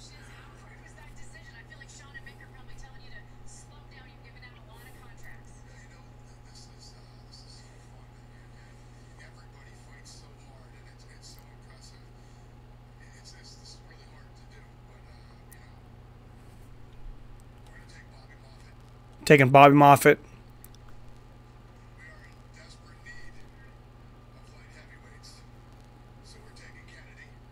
Kennedy gets in, new light heavyweight.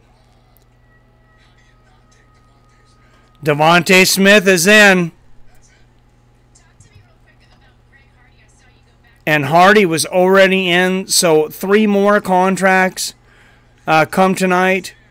Bob Moffitt, Devontae Smith, and Kennedy Zechiku. Light heavyweight. Devontae Smith, the 155-pounder. Bobby Moffitt, 145-pounder. I got to agree with those decisions. Great performances by all those guys.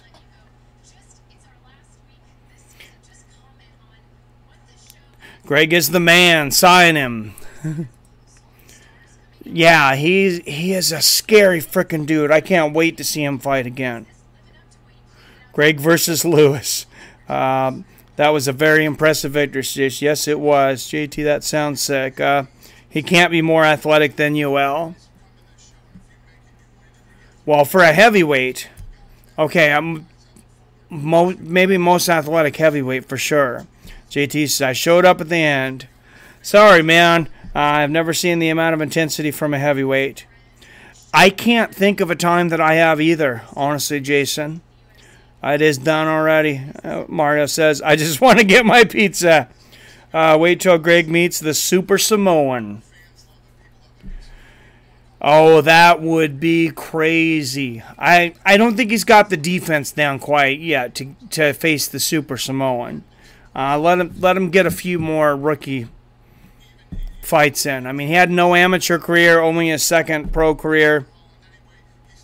JT said, would you rather have a week of coaching, training with Greg Jackson, Dwayne Ludwig, or Javier Sanchez? For me, it would definitely be Greg Jackson. And there's different coaches for different people, different bosses for different people.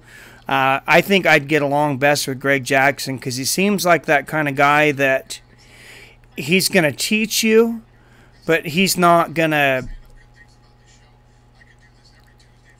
He's gonna let you push yourself. If you're not super motivated yourself, that's really not his job. He's there to just kind of calm you down, teach you techniques, teach you how to think and stuff. I mean, at this point in my life, I don't need a really intense, I wouldn't really need a really intense coach. So, yeah, I'd say Greg Jackson. Abyss says Greg Jackson. I have a 5-hour layover. Wish there were fights tonight. Yeah, me too, man. More. I agree, JT. Well, let me see what's on out there, JT. I hope Justin beats Vic. That's going to be a great fight. Dwayne Ludwig's on that Foxcatcher versus TJ Dillashaw. He's creepy. Me also, DT. I'd love to see him win.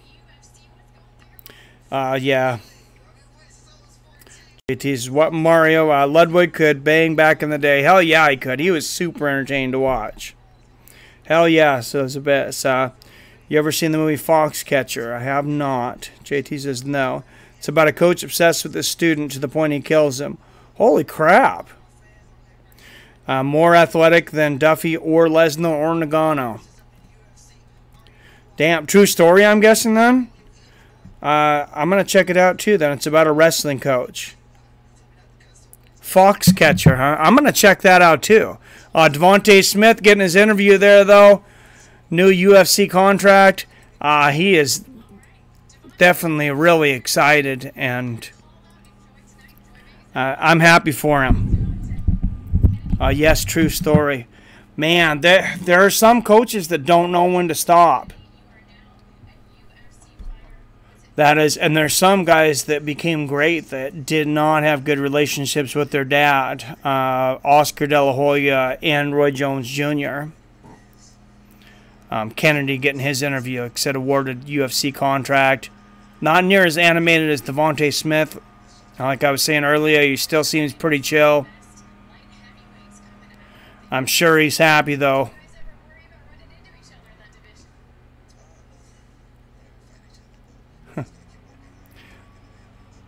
Another light heavyweight added to the mix, though. Definitely a good thing. No, Phoenix Fox. Yeah, I'm definitely have to check that out. I don't know. That's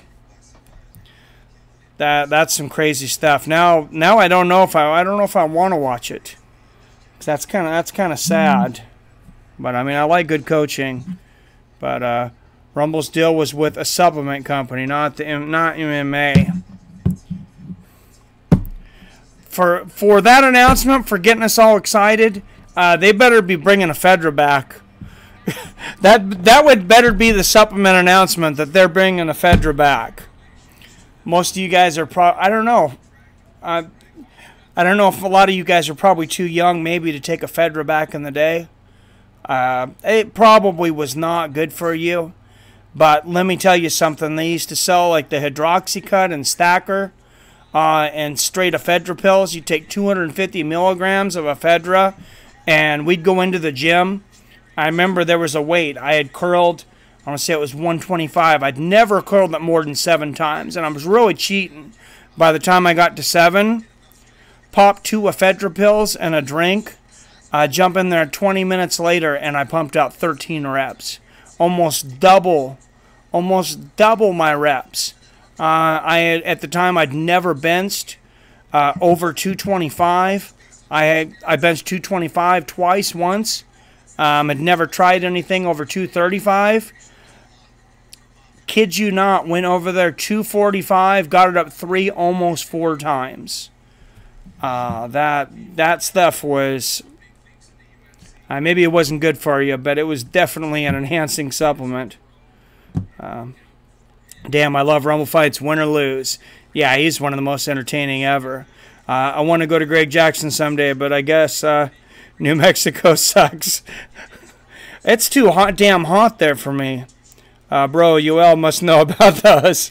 Oh, yeah, I hear you. We used to get Ephedra extract. Yeah, that stuff's no joke, man. The wrestler in Foxcatcher that died, name was Mark Schultz. Sounds familiar. My brother said he fought MMA. Yeah, I was going to say, that sounds familiar like an MMA name. The movie was based on him. Okay, yeah, I'm pretty damn sure I've heard of Mark Schultz. I had no idea what the story was, though. That's absolutely insane. JT's got a little bit of layover time here. Somebody was talking about that Bellator middleweight tournament. I'm going to bring it up. Let's talk about the matches that are coming up for Bellator, because we haven't talked about Bellator in a while, and they got some good stuff coming up. Biss says he heard of Schultz too. Yeah, 10 days from now, August 17th, next time Bellator comes back. Caldwell versus Darian Caldwell versus Noad Lahat. Logan Storley versus AJ Matthews. Excited to see AJ Matthews get back in there. James Gallagher versus Ricky Bondahenez. That's not the big matches coming up on Bellator, though. September 21st, that's a little ways out, but that's when Pat Kern and AJ McKee will fight again in the main event for the Featherweight Championship. Rafael Lovato Jr. will come back versus John Salter. And Patricky Pitbull will come back against Goti Yamauchi.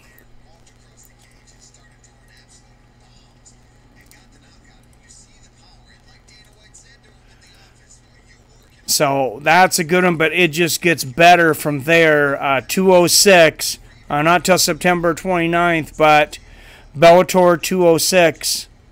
Gegard Mousasi, Rory McDonald, champion versus champion. I mean, they got their own super fight there.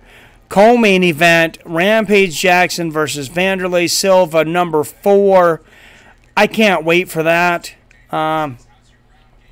Almost identical records. I never really noticed that. Now, Rampage Jackson, 37-13. Vanderlei Silva, 35-13. They're fighting at heavyweight. Rampage is listed at 265. Vanderlei at 230. Welterweight Grand Prix opening round. Did you guys look at the Welterweight Grand Prix coming up? Douglas Lima versus Andrei Koreshkov.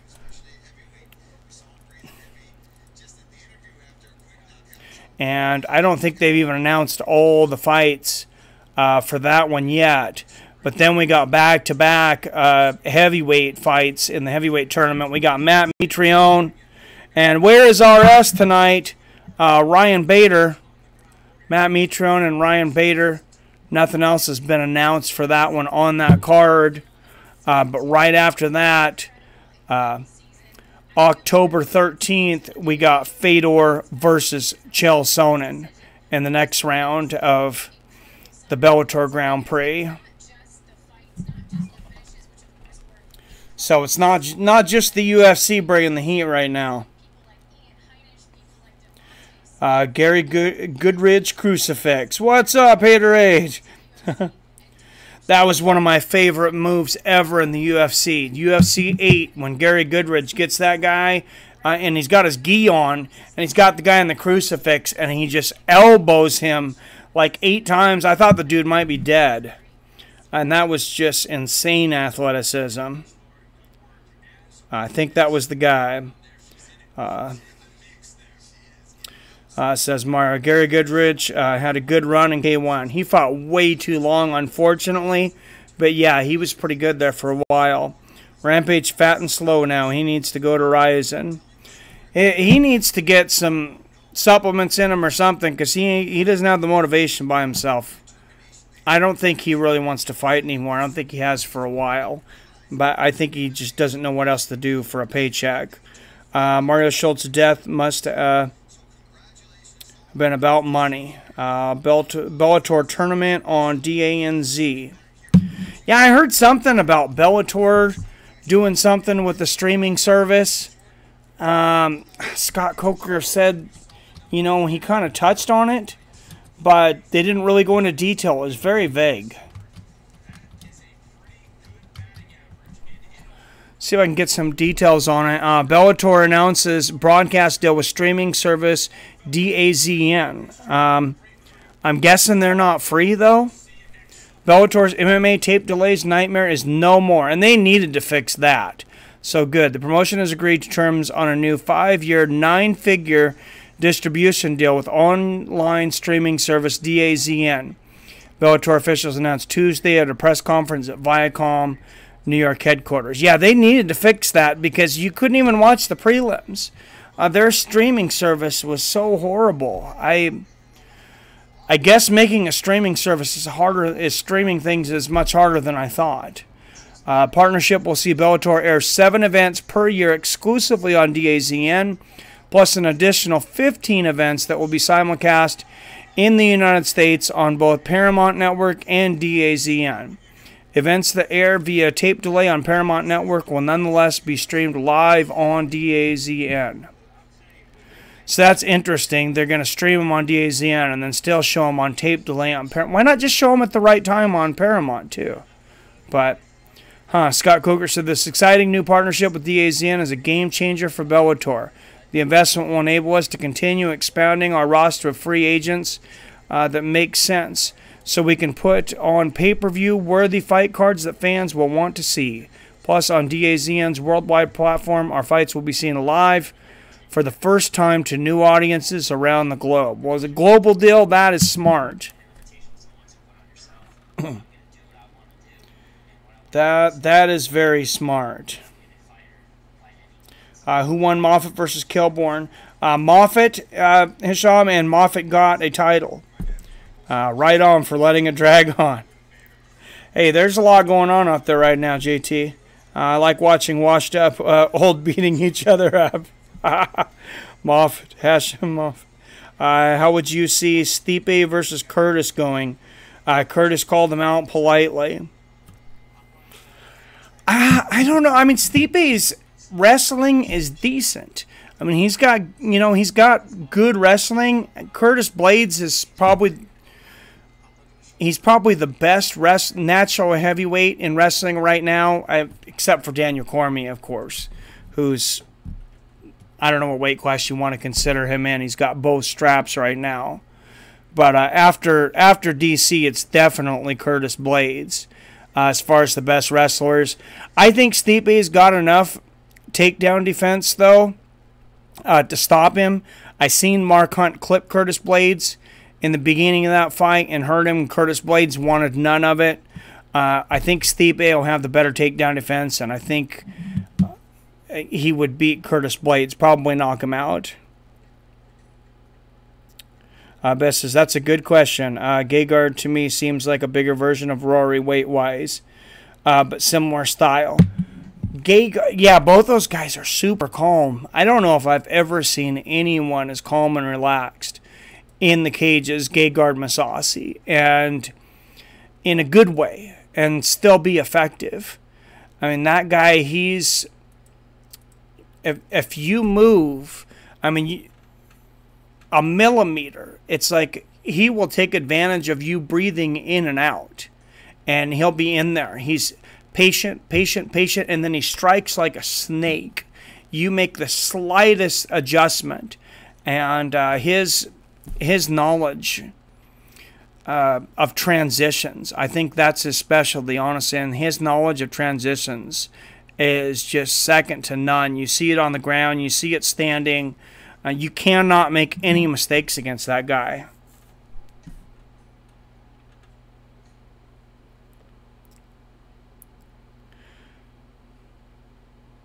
Wow, Rampage weighs more than Nagano. I'm questioning some of those weights on Bellator's now, though, when I started looking at it. They had Fedor at 235 and Chael at 265. So, after I seen that, I'm not taking those weights as seriously. But I could definitely see a Rampage being 265 at the same time. Gegard is arguably the best in that weight class in the world. Oh, definitely. Gegard fought open weight. What's up, Quincy? Gegard fought at light heavyweight. Gegard. How would Bisping versus Whitaker have gone, or Whitaker versus GSP? I think Whitaker destroys Bisping. GSP, I just don't think he was quite big enough for Whitaker, and I think Whitaker ends up taking him. Yeah, I agree with you, JT. Where do you think Whitaker belongs on the pound-for-pound list? That's very, very tough because I have a hard time putting him even above Yoel Romero. I know we're supposed to honor the decision of the judges, but I just feel that last fight with Yoel Romero, I mean, give it to Robert Whitaker. Yoel Romero missed weight. But if you're using the new unified MMA rules, I don't see any way that you could give Robert Whitaker that fight.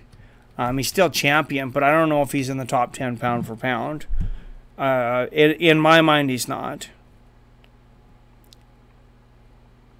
Whitaker versus Gegard could have been good. Yeah, that would be a fight I'd like to see. Whitaker needs a clear win. Who is your top 5 pound for pound? Top 5 pound for pound. I'm going to tell you number 5. I'm going to still go with Demetrius Johnson. I don't think a split decision, questionable win, knocks out 11 title defenses. So I'd start right there. Number 5, TJ Dillashaw's in there.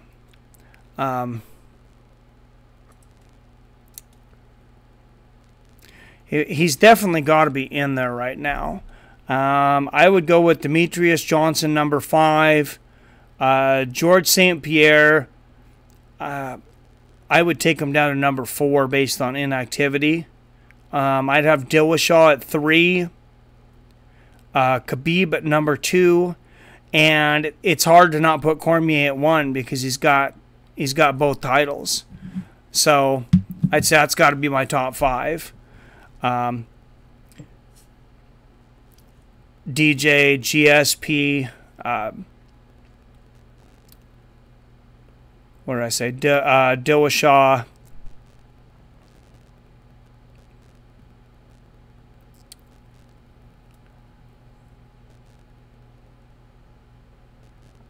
Sorry, Dillashaw and Cormier up there. Cormier is the man right now. I agree. Oh, my top 10? Man, that's a lot. I think you have to put Conor because of 2 belts. What's up, Steve Kruger? Well, he hasn't fought in 2 years. That's the main reason I don't have Conor in there. I definitely have him in the top 10. And I would have T. Wood in there. Oh, I missed Khabib that second time. I'd have Khabib, like I said, number 2. I'd put Conor in there at number 6, right below DJ. And then I would put T. Wood in there at 7. Tony Ferguson in there at 8. And this is my list. So, sorry. Cyborg in there at 9 because nobody's going to be able to fight her right now. And I think you got to give number 10 to Rose Namajunas. So I'm going to go with 2 women from 9 and 10.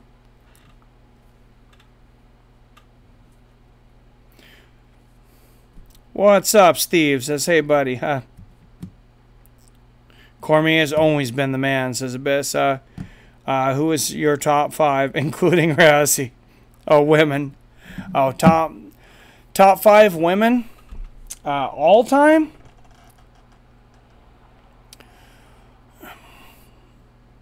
It's hard to figure out where to place Cyborg, but she hasn't failed in so long. I got to put Cyborg at number 1. As it is right now, I'd have to put Ronda Rousey at number 2 because she was really good for a good stretch of time.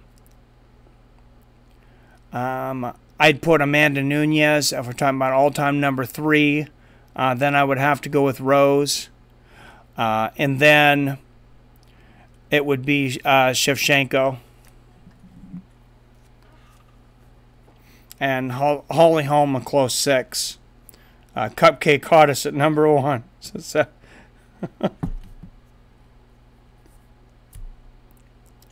yeah, Misha Cupcake Tate. A lot of people really like her. Yeah, she's a good-looking girl. I might run into her around Seattle sometime. Misha? Yep. Oh, are we talking about best fighters or hottest women? No.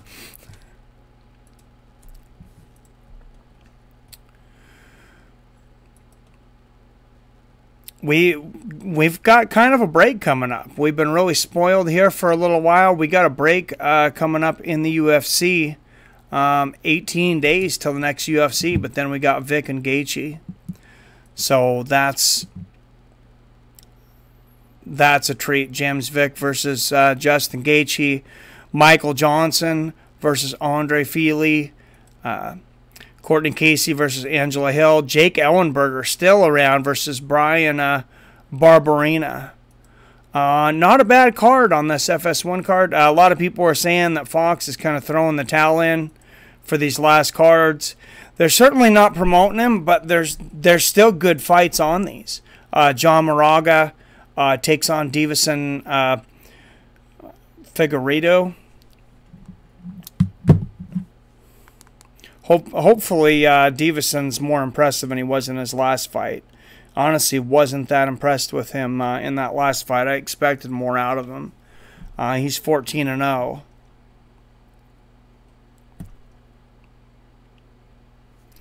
But I just thought he would do better than that.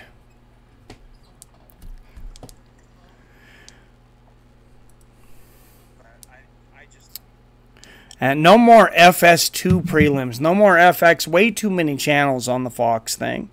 We're going to have the ESPN Plus streaming, which I like because it's going to be $5 a month, and there's going to be 20 events next year, and then 15 on Big ESPN. We don't have to go to Fox, FS1, FS2, and FX. 4 channels. That's too much.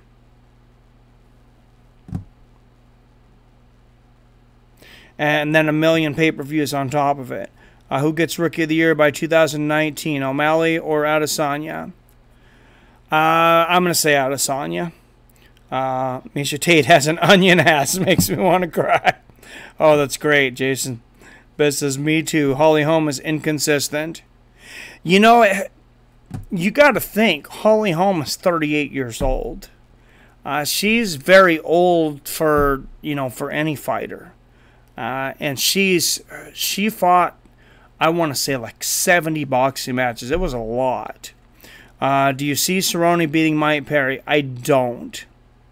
I see Mike Perry knocking him out, unfortunately, and that could be the end of Cerrone's career. Holly beats herself, says Abyss. Who is the most inconsistent fighter? Abyss says Cowboy. Cowboy just fights so damn much. What's up, Seven? Yep, Greg Hardy already fought 17-second knockout, dude. It was pretty devastating, though. Most inconsistent fighter? Michael Johnson's got to be up there. I mean, he's had some great moments, and then he's had some lackluster moments. So he's definitely got to be up there. You want to talk about all time, and you can look at Chris Lieben dropping to some of the worst out there, and then he knocks out Vanderlei Silva. I mean, he was really up and down.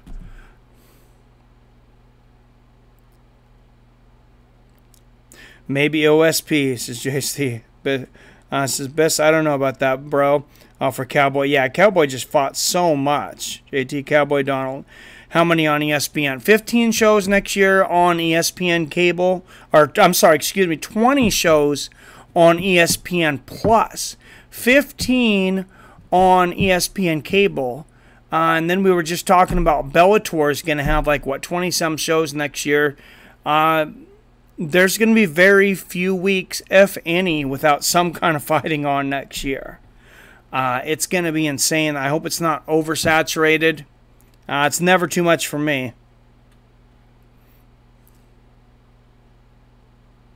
Who say Mario? How do you think Glover versus Manawa going? I see Manawa by KO. If the Corey Glover show, I think Glover's done. Yeah, I think Manawa knocks him out. Manawa, says Abyss. Cerrone got tagged by Game Bread. Mike Perry is that times 2. I hope Tyson Pedro starts improving. He's a good prospect. He definitely is. Also, Miesha Serkinov. Yeah, there are some good prospects out there in the light heavyweight and heavy division. Manawa's KO of Corey and then OSP back-to-back were scary, and then Volkan marked him in no time. I was surprised. Well, Volkan gets Anthony Smith now, so we'll see what happens there. What's up, Henry Ford? Greg Hardy won, man. 17-second knockout. It was a frightful experience, I will say. Just watching that fight, it was pretty scary. How do you feel about everyone used to say Conor was great for the sport, but now all anyone seems to be interested in is the money fights? I guess their poison came back to bite them, and as MMA fans, it's like the hardcore MMA fans. Like I consider myself. I mean, it's a double-edged sword. It's like I want MMA to be popular because I want them to have the money to put on a lot of great fights. But I don't like it when they cater to, fly-by fans, because then you're selling drama more than fights, like we've seen a lot of times recently. And that's not good for anything. That wouldn't be fun. I don't know how much of that is Conor. It's probably a lot of it is Conor. I think it's a Conor culture right now. With Colby Covington and some other guys starting to come and talk smack. I'm glad everybody's not doing it. Conor moved back up in the ranks without doing yes. Yeah, I seen that. Oh, yeah, he's back up in the frickin' pound for pound. Yeah, it's a joke. I can't wait to see Pettis return. Yeah, I didn't think Pettis was done before that last fight. I don't think he's done. I think he just fought some really good guys.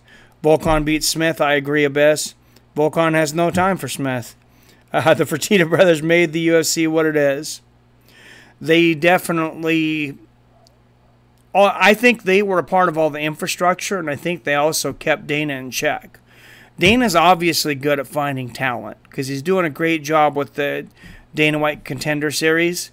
I don't think he should be in charge of personnel or negotiating contracts. He's way too unhinged. If I was a part owner of the UFC, I wouldn't want him doing press conferences either. And God knows what that guy is going to say.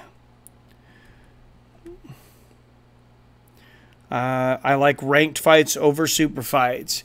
Yeah, it seems to be. And Dana said we were going to have less super fights, but I'll believe it when I see it. Volkan has power that you would never expect. None of his punches look super powerful. How far up there do you think his power is? In the heavyweight division, he's up there. He's up there. I don't think he's got the one-punch power like Mark Hunt. I think he's like right below Stipe. I would probably put him like in between Stipe and Curtis Blades. Do you see Pettis beating Kevin Lee? No. I think Kevin Lee's in his prime. Kevin Lee might be the best of the 145-pounders out there. There's like 4 guys that are so good. I think any of them could beat each other on any given night. And remember when Kevin Lee fought Tony Ferguson, he had such a horrible staph infection. You could see it when he came out. His whole chest was covered and staff. I don't know if the referee didn't notice it or they told him to just let it go on or what. Volkan exposes Smith. I agree with you, Rob Iman. I think Smith's been knocking out these older guys, and I think he's a little overrated, to be honest. You know, DC said he'd fight him in a minute, so you know he's not that great. DC could be making the business, making the homeless do push-ups for money while he laughed at the guy. I did see that. I think one of you guys told me about it in a stream a couple days ago, and then I looked it up, and I seen that. It's like, it's not something I would do, but I don't think it's the worst thing ever. JT, I say accurate, overpower Volkan. Accuracy is very important. What is the deal with Nate Diaz and this parent, one guy in the organization that has his back, that Dana says he will leave Nate too? I don't know, man, but Nate Diaz came out. Dana White's been saying that Nate Diaz has refused all those fights, and they've been trying to kiss his butt, and then Nate Diaz comes out, says he's never refused the fight. I don't know who to believe in that whole thing. But I know a lot of fighters have came out recently and said that Dana specifically told them things, and then he comes out in the press and says the total opposite. So it's hard to say. WME IMG needs to put Dana White in check. Yeah, I agree, Rob. I don't know how you go about that, but Mario says Barbosa versus Al Iaquinta. Who wins? I would go with Edson Barbosa. I really like Raging Al, but I think when he was rated at what, it was like 10 or 12 before he went in there against Khabib, I think he was rated, you know, sufficiently, and I think Barbosa is closer to like 6 or 7. Kevin Lee is a beast for sure. At Steven Kruger is Joe Rogan. No, I meant Volkan Ozdemir. Yeah, Volkan's crazy. Kevin Lee versus RDA would be good. RDA should move back down. Could be 165 champ. I think that's the first thing they do with the ESPN contract. Like, if you guys watched my video on the state of the UFC, you seen that I said they were probably going to have to get rid of most of the pay-per-views under this new ESPN deal. And I just don't see how they have more than about 2 or 3 pay-per-views. And they're going to have to come out with the best matches out of the gate. It all starts December 29th. That's the first ESPN card before the year's even over. And then you can't run 12 pay-per-views and get $500 million a year from ESPN. It doesn't work that way. Or $300 million a year. Excuse me. They're gonna want those big fights. They're gonna want their money's worth.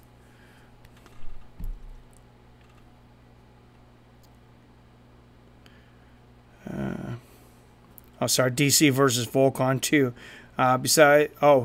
That's what I was going to talk about too. Start of next year, I think they announced new weight classes with the ESPN deal.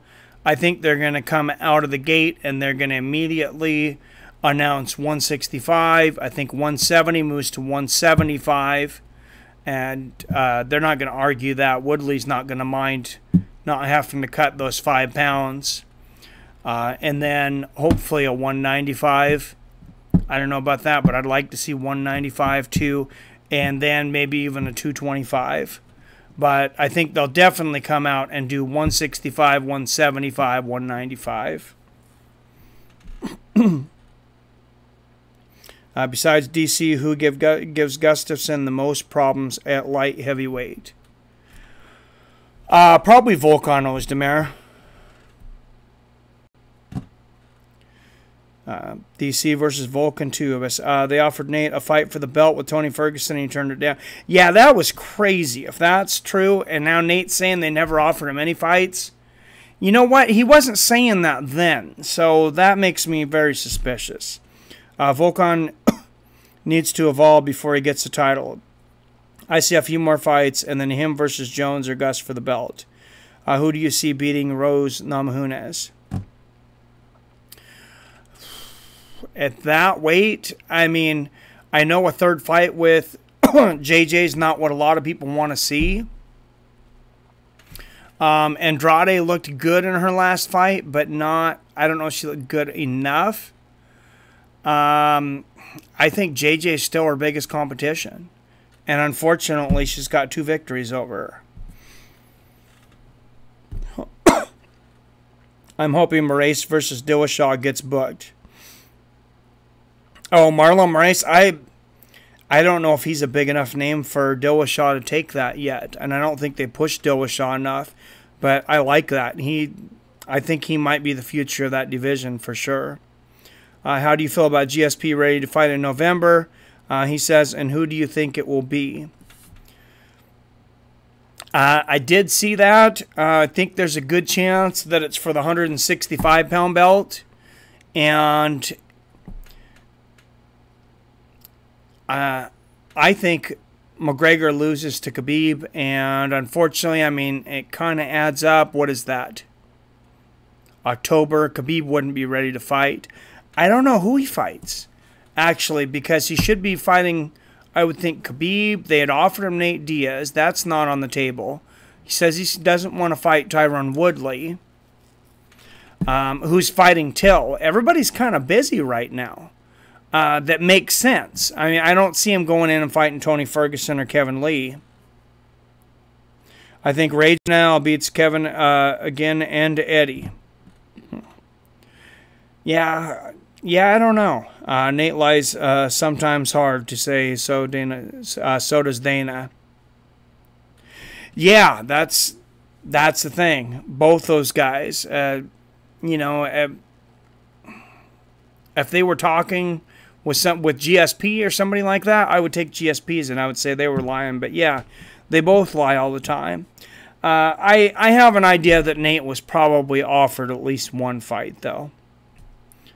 Between the entire thing. Dillashaw versus Moraes would be a good first headliner for ESPN. Yeah, they're going to have to come out with something big, but you got to market Marlon Moraes so the masses know who he is. GSP is such a smart fighter. I think he would look even better at 170 return. They said he was looking at November. If he's ready in November, I'm going to predict then that they push him back to December 29th and he opens up for ESPN. That's probably the biggest name that would be available for that first ESPN show, and they're going to want something big like they did with Fox. When they came out with Fox, it was Cain Velasquez and Junior Dos Santos for the heavyweight championship. ESPN is going to expect something similar, and with who's already going to have fought by then, I almost think you have to give him GSP. GSP is such a smart fighter. I think he would look even better. 170 return. This says, Rob, I agree. I see where Dana said no way. Will he change classes? I didn't see that. That's an issue. He's so stubborn. And he knows Yoel Romero should be fighting at 185. He's trying to book Rockhold again at 185. And those guys cannot safely make it. Darren Till cannot safely make 170. He should be forced to move up. That's really sad. It's really endangering the fighters. Race is explosive like Barbosa. They happen to be best friends, and I think their styles are similar. Kevin Lee versus RDA for 165 belt, what is called super lightweight. That would be interesting. Bullet's sister versus Rose. What is Nico Montoya's road to victory against Valentino Shevchenko? I know, but the last name. I think I don't know that there is one. Lucky shot. I think Valentina just absolutely destroys her. I think she's on a different level. Butchered. Mara, that's all right. I butcher a few names myself. I'd give Woodley GSP if he beats Thill.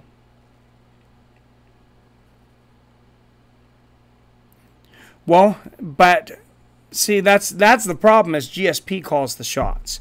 If GSP is going to fight, unfortunately, he's going to be like, I'm going to fight who I want to fight when I want to fight. I'm not going to fight. And he's essentially the only guy that can do that, maybe even more than Conor.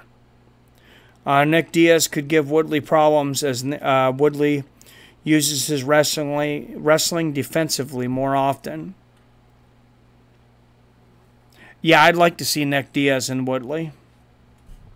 I don't know what Nick Diaz is going to come back like. He says he wants to fight again. He's eligible to fight again maybe in like another month, I think. Ray's first round knockout over Rivera grants him a title shot, in my opinion. I don't disagree with you, Jason. I think he could definitely be a contender. Like I said, I hope they can promote him in the way he deserves to be promoted, though. Where is Derek Brunson ranked at? Like, where does the UFC have him ranked at, or where do I rank him at? Where do we rank him at? I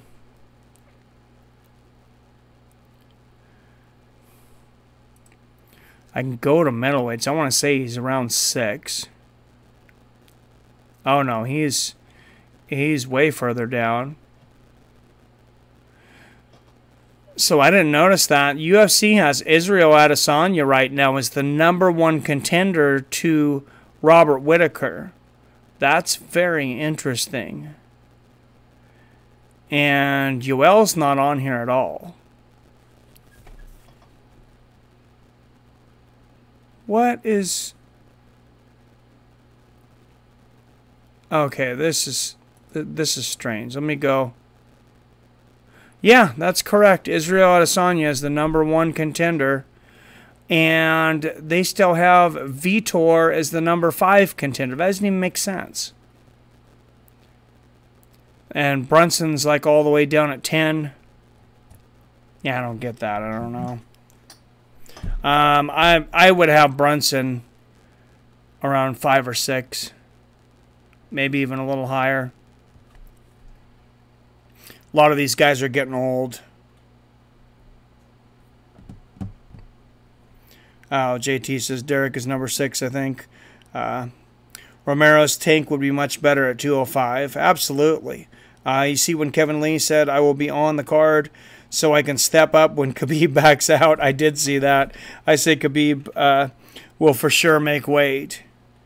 Oh, yeah, I don't see him missing weight at all. And he's got diet coaches in. He's got people that are ready to, you know, lock him in a cage if they need to keep him from eating or, you know, to do what he needs to. JT says he runs forward with that chin up, but he throws bombs. Mars says great opportunity for Adesanya. Mario, if he gets dropped by Jacare, Adesanya will kick him apart. Pick him apart. Yeah, I got you. Did you see where one of the coaches from Alpha Male left and is talking crap now? I heard something about somebody leaving from Alpha Male, but I didn't see who it was. Would Woodley fight 165 at all? And women generally don't have lucky shots. Yeah, and that's true. And that's why I say I think Shevchenko just mauls Nico.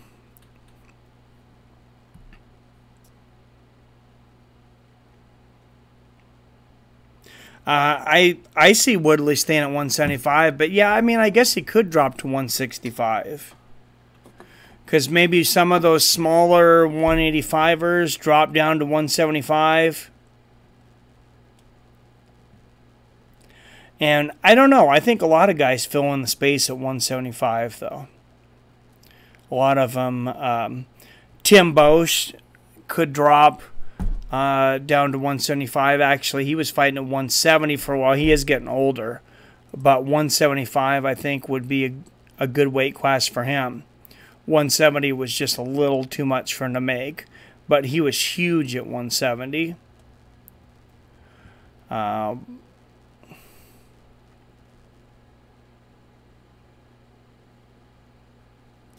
Till jumps to 185 if he loses. Yeah, I wish they would make him do it now. Till is a big guy, Sabissa. I honestly don't see Till losing, but I hope Woodley wins. Yeah, Till made a lot of enemies in one statement. Till could be rated at 185. Jacare should fight Hall. I think so. You think Hall could stand in there with Jacare right now? I think Jacare would kill Uriah Hall. Mario says, what? I agree, Rob. What rankings are you looking at? I'm looking at the UFC. I think the UFC screwed up somewhere, man. I'm on UFC.com, fighters, weight class, middleweight. Go there right now. It says Israel Adesanya. Actually, there's nothing on here that I can't show you, so I'm just going to bring in the screen capture here. Display capture. Okay, so let's go to this, and I'm on the fighters listings. Middleweight. Okay. I'm an idiot. These are alphabetical. Rankings. Why would they put a list of alphabetical fighters? It's right by the rankings. Okay, that's better. That's why it was so screwed up. I was like, what in the world's going on here? Khabib is a one-trip pony. Bro, your rankings are off. I see the UFC doing a roster purge before the switch over to ESPN. I see that too. UL was #1. UL is a cheater. Lee seemed cool on JRE podcast, but he is still sometimes fake. I hope Ioana jumps to 125. Unfortunately, I like UL. I wish he would just fight clean. He would be champ. The guy, UL's never been popped. I mean, he is huge, so there's always been questions, but he's never been popped. The guy who left Alpha Male hated TJ for leaving. That's funny. Steve says, Till was a beast. Hall has no chance. Yeah, I agree. Marry one screw and one... and ditch one, #1, Rose, 2, Valentina, 3, Paige Avant. Yeah, like I said, we'll go. Okay, this looks more like a middleweight ranking, except for Luke Rockhold still at #2 is kind of strange. But Hall was a gatekeeper. I agree. Hall almost died missing weight, but he looks like he could make 175 physically. Yeah. It seems like he could. Where does Garbrandt go from here? His chin doesn't stand up to Lineker, Moraes, or Rivera. Man, I don't know. Like I said, grow a big-ass beard. That's the first thing I would do. 100%. I'm being 100% honest. The first thing I would do if I was Cody is go out and grow a big beard. I think he's too big to drop to flyweight. Max Holloway featherweight's wide open, but yeah, there's a lot of guys that could really hurt him there. I think there's probably too many killers at featherweight. There's a lot of guys that hit really hard there. Like I said, you got Renato, you got Brian Ortega, and Jose. All those still hits hard.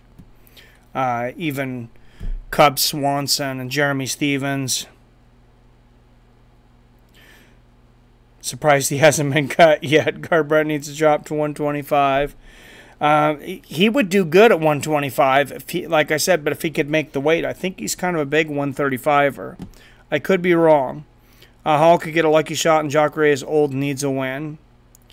Yes, JT, I was. Yeah, Rob Hall should go to Bellator. Man, they really hate DJ. Too many politics involved with the pound-for-pound list. Definitely. Go to Fighters and Quick Rankings. If Vic wins, Vic versus Pettis would make a great headliner for UFC on Fox 31. Vic versus Pettis. That's a good fight. I like that. Why shouldn't Luke be #2? He is good. He is good. I mean, he's gotten caught a couple times. I don't think he's got the chin that he should at middleweight. I just think he should be at 205. I think a lot of guys knock him out if they fight. honestly. I mean, I don't think he can beat Whitaker, Yoel. I don't think he wins a rematch with Weidman. Possibly Sosa, Brunson, and Costa knock him out.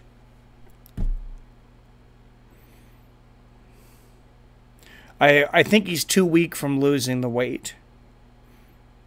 Not that he's not good. Cody should rate his left-hand guard, his grill, and he can hang with anyone. Does anyone know if the civil suits are still going to happen against Conor? I think he's paid just about everybody off, and I think he paid everybody to shut up. It's what it sounded like from what I heard. Except for him, not Cejudo, who's the 125-pounder that got hit. Ray Borg. I don't think he's settled with Ray Borg yet. Garbrandt versus Lineker would be a good fight. That would be good. He said he could make 125, and I don't forget, Cody is still really good, even though I don't like him.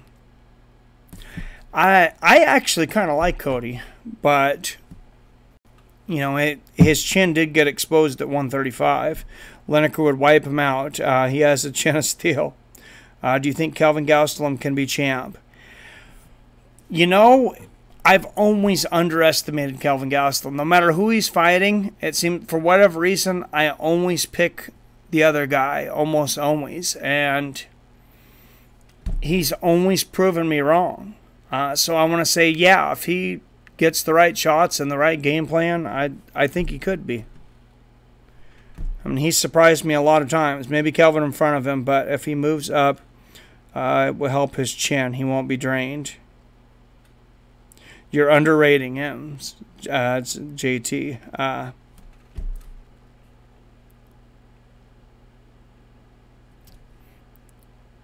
Oh, you're talking about Rockhold?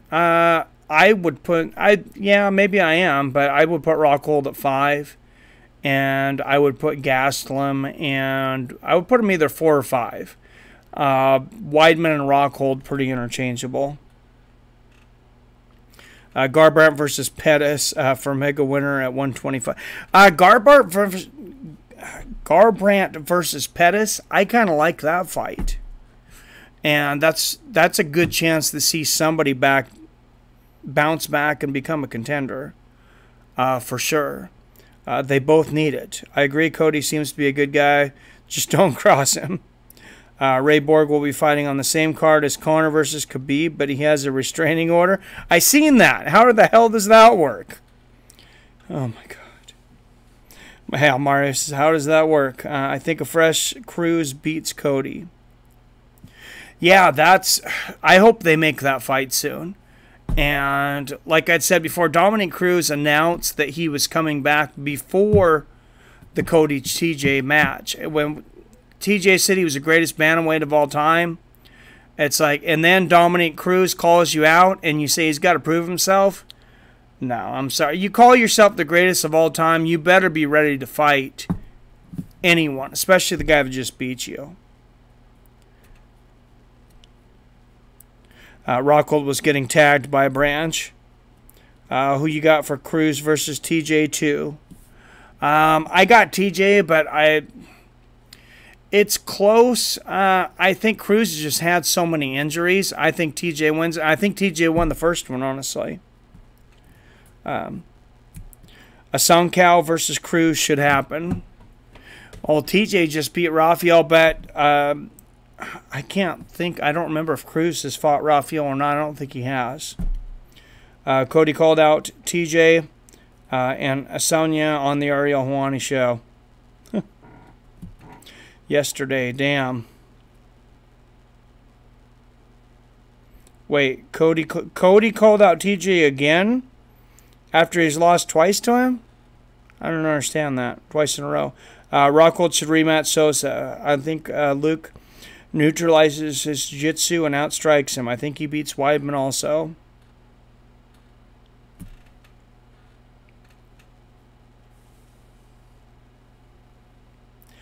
Yeah, Luke. I mean, Luke Rockhold's a really good fighter. I think Souza could definitely catch him because, like I said, he just seems so drained at middleweight. He just seems so big, him and Romero, that I would just really like to see them up at 205. But and there's not a lot of 205ers right now that aren't getting older. I mean, you got Aliir Latifi ranked number 3, and I am on the rankings now. Volkan number 2. It looks like he might be fighting Gustafsson, maybe for the belt if he beats Anthony Smith. I think that's a good fight. Rockhold Weidman 2 needs to happen. I agree, that'll be great. Masunkow versus Moraes, TJ versus Cruz, and Lineker versus Garbrandt on same card. That would be a great start to ESPN. 205 could get interesting with a vacant belt next year.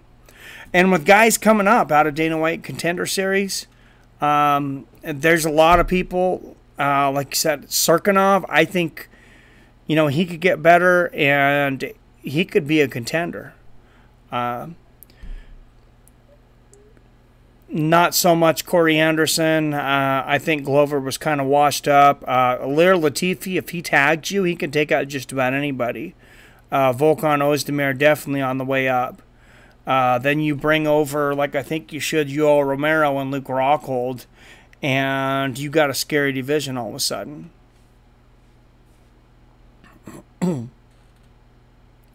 What do you make about GSP making the excuses about not Nate, saying it does nothing for his legacy? I call BS. I don't know. I don't know what GSP's thing is. For whatever reason, he can write his own check, and nobody really calls him on it. So I don't know that he's scared of Nate. I mean, I don't see that because he beat Nick fairly easily. I mean, I really don't see why he would be worried about fighting Nate. Maybe they didn't offer him enough money. I don't know. Cody wants TJ again. JT, what? Yeah, that's what I said. I was like, that doesn't even make sense. Oh, Cruz, not Cody. Oh, gotcha. Okay. That makes more sense. Okay. Yeah, I seen that Cruz called out TJ. What if Povetkin beats Joshua? That could definitely happen. It could end up being Povetkin versus Deontay Wilder. I think Deontay Wilder knocks everybody out. I don't think anybody touches him. 145 may also become vacant with Holloway's concussion issues. I'm not sure Holloway fights again ever if he talks to the right doctors, honestly. I would be more worried about his safety than anything else. He definitely shouldn't fight at 145 again. Latifi versus Yoel, that's a great one. And Luke versus Shogun, I really don't want to see Luke versus Shogun, though. I hope Shogun retires. I think he's done. I mean, he had a great career. I know he's not as old as some guys, but he's got a lot of miles on him. I'm over Wilder versus Joshua, so that does nothing for me. Garbrandt versus Rivera, Lineker would ruin his career. That's true. Lineker's got a lot more to gain in that fight, too. It's always fun when a dominant champion leaves or gets beat. Serkinov is good, and Krylov is returning to the UFC. Yes, he is. Volkov versus Blades should be made. I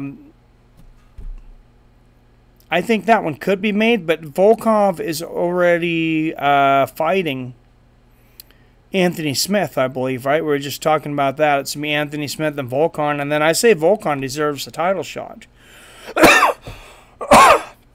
If he gets past Anthony Smith, I would say Latifi needs one more win. If Volkan does. He beats up Nate's big bro. Wife out the smaller man. He doesn't want to look like a bully. Blades wants Stipe. Stipe should get the rematch first. But Aldo versus Ortega for the vacant belt. That would be a good match. I think Ortega takes him. But it would be a good match. I thought Aldo was going to lose his last fight, though. So Stipe should get a returning Cain Velasquez. That would be sweet. Dante showed a good chin and heart.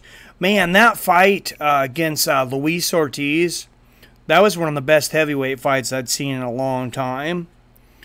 That was awesome. Holloway leaving while in his prime would be the saddest loss of talent ever. I think if he has those issues, I think we really have to start asking how young is too young to get hit in the head. I don't think there's been enough study on some of these kids coming up before their brain develops. We know enough now to know your frontal lobe develops at 25 years old, around 25 years old. But what does that do to you when you're getting your brains bashed in all the time at 18, 19 years old? I mean, Max was the youngest. I want to say he was the youngest fighter in the UFC for like 2 years.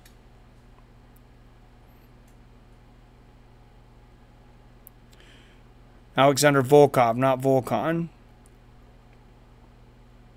Oh, okay. Yeah. Oh, I got you. Okay. I'll mix it up. Why wasn't Machida in the middleweight Grand Prix? I don't know. I don't know if he didn't get over there in time or what. But yeah, you'd think he would be. Did you hear about Rory putting his belt up in every round of the Grand Prix? I heard he said he would do that. That's nuts. Machida should fight in Bellator or only fight probably 2 more fights. Yeah, I think he should fight in Bellator and only 2 more fights. Machida's got signed by Bellator. You're right, Mario. I remember how great TJ Grant was before he had his concussion issues. Same thing with Kat Zagano. She talked about it against Amanda Nunes. Amanda Nunes gave her concussions, and she actually went through the same kind of TBI therapy that veterans do that have had TBI. She went through this whole huge training and in this facility. I believe she's still going.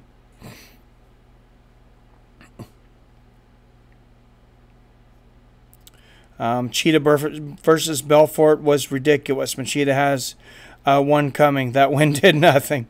Holloway is fine. Shake it off. I hope he is, but I don't know, man.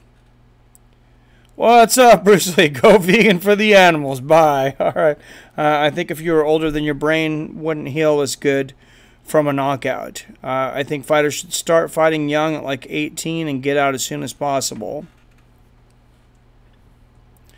People are writing off John Fitch, but he's my dark horse. He's Khabib minus the brutal ground and pound. Yeah, a lot of people have said John Fitch. John Fitch, very few people have been able to, conquer his wrestling. Pretty much it was just GSP, and that's it. And everybody was waiting for John Fitch to get that shot against GSP, and then when he got it, I think, for his lack of an entertaining style, that's one of the reasons that Dana cut him. That and Fitch said that he wouldn't give up his rights to the UFC video game. When Dana was coming through, it might have been the first UFC Undisputed, the ones that are coming out right now. He told everybody, basically, sign away your rights for the video game or you're cut.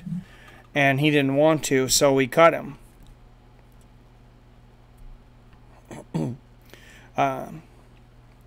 He looked great against Daly.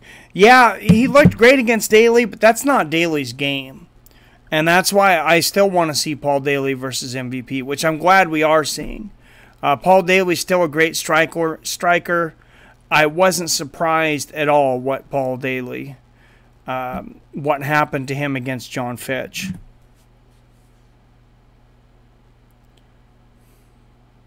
He mastered what he does. Yes, he did. Who you got, Conor or Khabib? I got Khabib. Whether it's boring or not, he wins. Yes, he does. Randy Couture was never in the older UFC games. I haven't played the new ones. Yeah, he didn't sign either. And they did that one-off, him and Fedor. It wasn't a Bellator game. It wasn't Strikeforce. It was, I want to say it was on PS3. I think it was just EA MMA before EA started doing UFC. I never played it, but the new one's great, Jason. I love UFC 3 is great. UFC 2 might have been better in ways. It's so deep though. You have to. The only problem is I really don't have enough time to play it to get good enough at it. There's so much to learn. Fitch versus Shields, ground versus ground. Yeah, I think Fitch would have ended up in that PFL tournament with Shields if he hadn't signed with Bellator.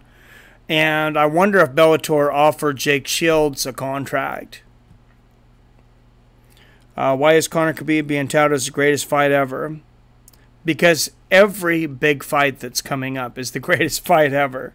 That's the Dana White hype machine.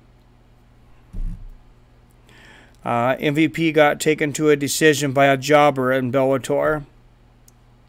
Yeah, split decision. I think that was a really bad matchup for him, though. I watched that fight. There was very little inactivity. I thought MVP did win it 2-1 convincingly, but that guy just really didn't want to fight. Holloway is fine. Shake it off and rub some dirt on it. Yep, I agree. Khabib will ragdoll him and ground and pound him to TKO. Yeah, I think there's a good chance that he stops him, and I think there's a good chance Conor gasses out too. Because of the story tied at Haterade. No, I was just playing Undisputed 3. Yeah, that game is sweet. I don't play too many video games anymore, but that's a pretty cool game. So, speaking of that, before we wrap it up, I believe PFL is coming up again in like another week. I think that's the next thing on the docket.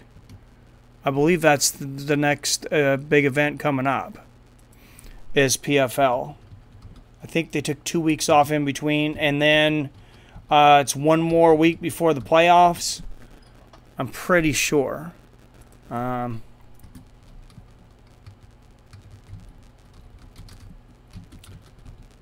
Oops, I don't know why they don't have PFL.com, but no, it's PFLMMA.com. Somebody already had it. August 16th. So 9 days away. A week from Thursday. No, I don't want tickets. I just want to see.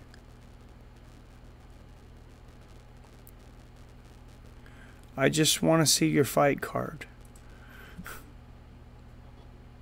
Cover boxing as well, or just UFC? The big boxing matches I do. Canelo Alvarez versus Triple G. I'll definitely be covering that one. Man, seats are cheap for this PFL. If I was anywhere New Jersey, if you're anywhere near New Jersey, look at this. You can watch this for $20. So a bunch of these seats are like $20 and $35. I can't believe how cheap it was.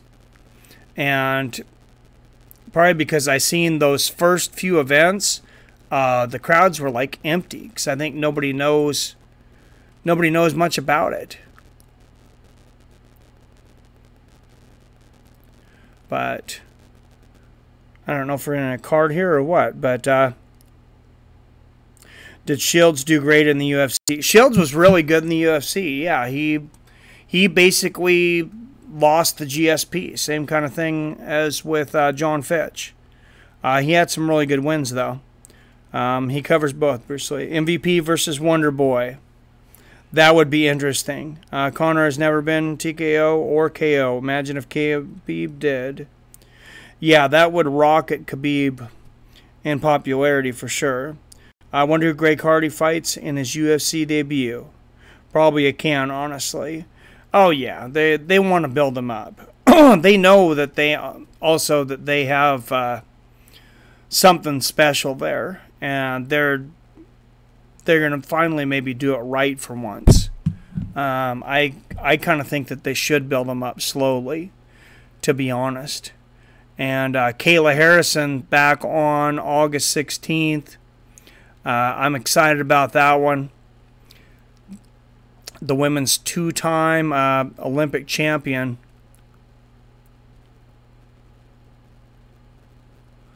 Why can they not figure their site out? Oh, here we go. Okay, here's the fight card coming up for PFL. And she's fighting 8-1 Josette Cotton. I thought that was her first fight.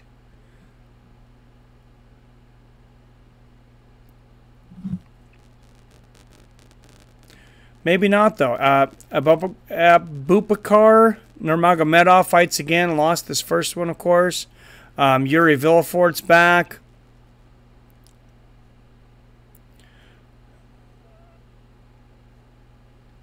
Shields beat Woodley. Yeah, Shields beat a lot of really good guys. Derek Lewis wants Greg's soul. Was he talking? I could see Derek Lewis already talking smack. John Howard versus Bruno Santos. That's a good matchup.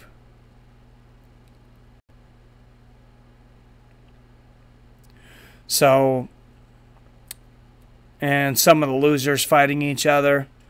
None of the big fight, none of the heavier weight guys fighting next week. Ray Cooper coming back, but I'm interested to see Kayla Harrison again, see how she does against some 9 fights.